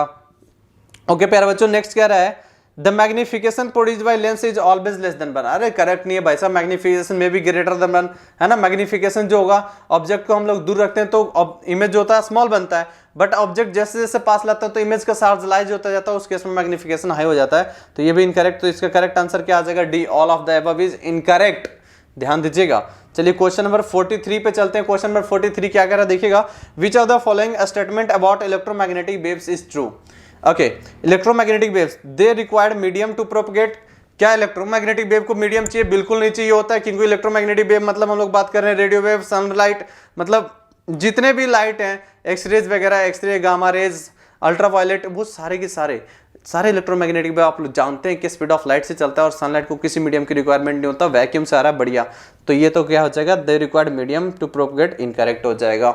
नेक्स्ट क्या रहा है, their speed is independent of frequency. Okay, तो speed is independent of frequency. अब समझिए किसी मीडियम की बात कर रहे हैं तो प्रोपगेशन किसके लिए चाहिए होता है, फ्रीक्वेंसी किसके लिए चाहिए होता है, किसी मीडियम के लिए, बट वो आ कहां से रहा है, वैक्यूम से। तो वहां तो कोई मीडियम नहीं है, मीडियम नहीं मतलब फ्रीक्वेंसी की जरूरत नहीं है, फ्रीक्वेंसी की जरूरत नहीं है मतलब फिर भी लाइट ट्रेवल कर रहा है। इसका मतलब ये आंसर इसका करेक्ट हो जाएगा कि इंडिपेंडेंट ऑफ फ्रीक्वेंसी हो जाएगा। ओके, नेक्स्ट है दे आर लॉन्गिट्यूडनल वेव्स। तो दे आर लॉन्गिट्यूडनल, वो ट्रांसवर्स भी तो होता है, ट्रांसमिट करके बढ़िया सिस्टम, मतलब मीडियम में भी चल सकता है और वैक्यूम में भी चल सकता है। तो ये हो जाएगा इनकरेक्ट प्यारे बच्चों। नेक्स्ट कह रहा है their energy is proportional to square of amplitude. तो एनर्जी जो होता है, आप लोग जानते हैं एनर्जी जो होता है सिंपल hc/λ होता है, या फिर हम लोग बात कर सकते हैं h न्यू होता है। तो यहाँ पे एम्पलीट्यूड से, यहाँ पे तो देखिएगा एम्पलीट्यूड जो है फ्रीक्वेंसी और वेवलेंथ पे डिपेंड करता है, बट यहाँ पे ये मीडियम में आने के बाद तो यहाँ पे एम्पलीट्यूड, ये भी इनकरेक्ट हो जाएगा, स्क्वायर ऑफ एम्पलीट्यूड नहीं होगा। अब यहाँ पे नेक्स्ट क्वेश्चन नंबर 44, क्वेश्चन 44 देखिएगा प्यारे बच्चों, आपको सिंपल क्या कह रहा है, the work done by a force on an object is equal to. अब किसी भी ऑब्जेक्ट पे अगर वर्क डन होगा तो क्या होगा, देखिए यहाँ पे मान लीजिए कोई ऑब्जेक्ट है, यहाँ पे अब फोर्स लग रहा है, तो बेसिकली वर्क डन क्या होता है प्यारे बच्चों, work done is simple is nothing but force into displacement, force into displacement of object along the direction of force होना चाहिए, तो पॉजिटिव होगा, अपोजिट में होगा तो नेगेटिव होगा। आइए हम लोग ऑप्शन को पढ़ते हैं, क्या कर रहा है, the product of the force and distance moved in the direction of force, बिल्कुल करेक्ट बोल रहा है, ये दोनों का प्रोडक्ट है। नेक्स्ट क्या रहा है, the product of the force and displacement of the object. देखिए डिस्प्लेसमेंट जो है, डिस्प्लेसमेंट जरूरी नहीं है कि यहाँ पे डिस्प्लेसमेंट ऑब्जेक्ट जो हो रहा है, यहाँ पे तो हम लोग क्या करते हैं, यहाँ पे product of force and displacement, तो डिस्प्लेसमेंट नहीं होता, डिस्टेंस मूव्ड कितना किया along the direction of force, वही हमारा वर्क डन कहलाता, तो ये तो इनकरेक्ट हो जाएगा। नेक्स्ट देखिए, अगर मान लीजिए यहाँ पे हम लोग ऐसे ऑब्जेक्ट ले लेते हैं और यहाँ पे हम लोग फोर्स इधर लगाया, डिस्प्लेसमेंट ऑफ ऑब्जेक्ट इधर, तो ये फिर तो गलत हो जाएगा ना, डिस्प्लेसमेंट तो उल्टी डायरेक्शन में होगी तो उसके डायरेक्शन में फोर्स है, वहां पे तो वर्क डन हुआ ही नहीं, तो जरूरी नहीं है कि डिस्प्लेसमेंट होगा तो वर्क डन होगा वहां पे। अब देखिए यहाँ पे नेक्स्ट क्या कह रहा है, the product of the force and, हाँ इस चीज का ध्यान जरूर रखिएगा जो मैंने स्टेटमेंट बोला कि जो फोर्स लगा उसके डायरेक्शन में अगर डिस्प्लेसमेंट हुआ, वो वाला जो होगा वर्क डन कंसीडर हम लोग करेंगे। नेक्स्ट क्या है, the product of the force and time for which the force is applied. Force into time जो होता है प्यारे बच्चों, ये इंपल्स कहलाता है, ना कि आपका वर्क डन कहलाता है, आप जानते होंगे अच्छे से। नेक्स्ट क्या है, the product of the force and velocity, force into velocity आप लोग जानते हैं ये पावर कहलाता है, ये क्या कहलाता है, पावर कहलाता है, वर्ड वर्क डन नहीं कहलाता। तो ये सारे इनकरेक्ट हो जाएंगे, करेक्ट ऑप्शन इसका कौन सा हो जाएगा, ए पार्ट। चलिए नेक्स्ट क्वेश्चन हम लोग देखते हैं 45। Which law describes the relation between pressure and volume of a gas at constant temperature. अब देखिए हम लोग बात करते हैं प्रेशर एंड वॉल्यूम में जो रिलेशन होता है प्यारे बच्चों, तो pressure inversely proportional to volume of the gas. ये कौन सा लॉ देता है? Simple Boyle's law. तो इसका आंसर क्या हो जाएगा? Boyle's law. चार्ल्स लॉ का आप लोग बारे में जानते हैं, गैलिस-जैक लॉ जानते हैं। यहाँ पे क्या हो जाएगा? Pressure directly proportional to temperature, volume directly proportional to temperature, Avogadro law number of moles पे डिपेंड करता है, सेम होना चाहिए particles of moles. Okay, next question number 46 कह रहा है the resistance of the wire depends upon, ध्यान दीजिएगा रेजिस्टेंस कह रहा है, रेजिस्टेंस किस बात पे डिपेंड करता है? तो आर इज इक्वल टू क्या होता है प्यारे बच्चों? Rho into L upon A. तो R depends upon resistivity, resistivity मतलब मटेरियल, मटेरियल मतलब टेम्परेचर, मटेरियल पे भी डिपेंड करेगा, टेम्परेचर पे भी डिपेंड करेगा, लेंथ पे भी डिपेंड करेगा, एरिया पे भी डिपेंड करेगा। मतलब ये इसको हम बोल सकते हैं सिंपल लैंग्वेज में डायमेंशन पे डिपेंड करता है। अगर मान लीजिए ऐसा कोई वायर ले लेते हैं प्यारे बच्चों, देखिएगा ऐसा वायर ले लेते हैं और यहाँ पे जो करंट है, यहाँ पे जो करंट है इस डायरेक्शन में फ्लो कर रहा है। ये मान लीजिए लेंथ ए, ये हाइट जो है इसका बी ले लेते हैं और ये जो साइड है वो सी ले लेते हैं। तो यहाँ पे रेजिस्टेंस अगर मैं पूछूंगा कि आपसे रेजिस्टेंस, ये जो करंट फ्लो कर रहा है, ये जो हमारा करंट फ्लो कर रहा है इस डायरेक्शन में, तो इस करंट के लिए मुझे बताइए, इस करंट के लिए आपका रेजिस्टेंस कितना होगा? तो आर इक्वल टू क्या लिखेंगे? रो इंटू ए अपॉन बी इंटू सी। उस तरीके से अगर आपको रेजिस्टेंस लिखना है, इधर से करंट फ्लो कर रहा है तो इसके लिए रेजिस्टेंस लिखेंगे तो लेंथ कितना हो जाएगा? बी। तो लेंथ हो जाएगा बी, मतलब रो इंटू बी अपॉन ए सी। इस तरीके से देख पा रहे हो कि रेजिस्टेंस चेंज हो गया डायरेक्शन ऑफ करंट से, मतलब also depends upon direction of flow of current. Okay प्यारे बच्चों, तो मटेरियल पे डिपेंड किया, टेम्परेचर पे डिपेंड किया, लेंथ पे डिपेंड किया, एरिया ऑफ क्रॉस सेक्शन पे डिपेंड किया और किस बात पे डिपेंड किया? फ्लो ऑफ करंट पे भी डिपेंड किया। ओके, तो आई होप से ये चीजें समझ आया होगा। तो ये जो हैगा देखिएगा क्या कर रहा है? पहला its length, it's cross sectional area, its temperature, बिल्कुल ऑल ऑफ द अबव। इसका करेक्ट आंसर क्या आ जाएगा? D part, all of the above. इसका करेक्ट आंसर क्या आ जाएगा? D part. चलिए मूव करते हैं हम लोग नेक्स्ट क्वेश्चन नंबर 47। बहुत आसान और बहुत इजी और बहुत कम टाइम का रहा है। नेक्स्ट हम लोग मिलेंगे सेट 2 में। देखिएगा प्यारे बच्चों 47, a body of mass 2 kg is moving with velocity 3 metre per second, what is its kinetic energy? तो अब जानते हैं प्यारे बच्चों काइनेटिक एनर्जी का जो फॉर्मूला होता है हाफ mv²। तो कितना आ जाएगा? Half into 2 into 3²। It comes out to be 1/2 into 2 into 3, मतलब 9। 2 and 2 will get cancel out, 9 joule. कितना आ जाएगा? 9 joule. So correct answer is C part. Okay, next move करते हैं हम लोग question number 48।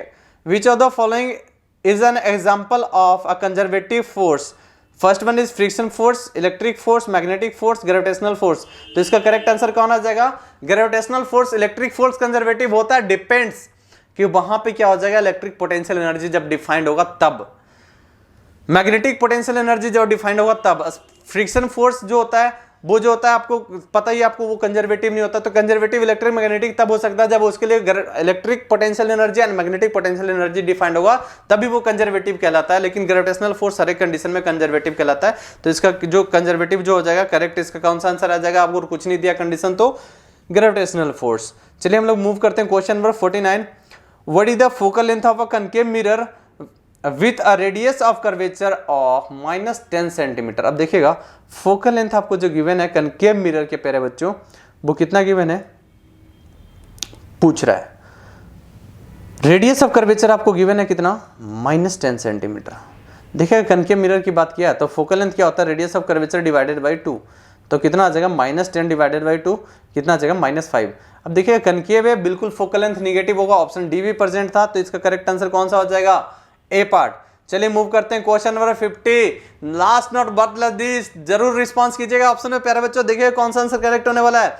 Which of the following has the highest frequency? Highest frequency अब जानते हैं आप लोग, क्या बताया था आपको सीक्वेंस? सिंपल है कि रेडियो को उठाइए, रेडियो को उठा के माइक्रोवेव में डालिए प्यारे बच्चों। माइक्रोवेव में जैसे डाले वहां पे इंफ्रारेड रेडिएशन आने लगा, वो आपको क्या हो गया? इंफ्रारेड रेडिएशन विजुअल हो गया, आपको कि दिखने लग गया कि क्या हो रहा है। उसके पीछे आपने देखा कि इसके पीछे कौन आ रहा है? अल्ट्रा वायलेट रेज आ रहा है। अल्ट्रा वायलेट के पीछे कौन आ रहा है? X raise. देन कौन आ रहा है प्यारे बच्चों? Gamma rays. अब यहाँ पे जब देखते हैं आप कि विजुअल की बात हम लोग करते हैं तो विजुअल में क्या होता है? विबग्योर होता है। क्या होता है? विवग्योर होता है प्यारे बच्चों, और जब इधर से इधर जाते हैं तो वेवलेंथ घटता है और फ्रीक्वेंसी बढ़ता है। तो सबसे हाईएस्ट जो वेवलेंथ होगा वो रेडियो का हाईएस्ट फ्रीक्वेंसी जो होगा that will B for the gamma rays. और गामा रेज ऑप्शन में हमारे देख पा रहे होंगे radio waves, microwaves, infrared radiation और एक्सरेज। तो सबसे जो मोस्ट है इधर से देखेंगे तो आप कौन सा गिवन है, एक्सरेज। तो करेक्ट आंसर कौन सा हो जाएगा, डी पार्ट। तो आई होप सो बच्चों आप लोग क्वेश्चन बहुत इंजॉय किए होंगे। तो नेक्स्ट जो सेट आने वाला है उसमें हम लोग क्या करने वाले हैं, thermodynamics, unit and dimension, Maxwell law, बहुत सारे इंपॉर्टेंट जितने भी सेट का क्वेश्चन है बहुत इंपॉर्टेंट आने वाला है। तो जरूर इस वीडियो को like and subscribe and share कीजिएगा अपने दोस्तों के साथ, ताकि 5000 का जो टारगेट है वो जरूर पूरा कीजिए। और नेक्स्ट सेट में हम लोग मिलते हैं कल के वीडियो लेक्चर में, तब तक के लिए जय हिंद।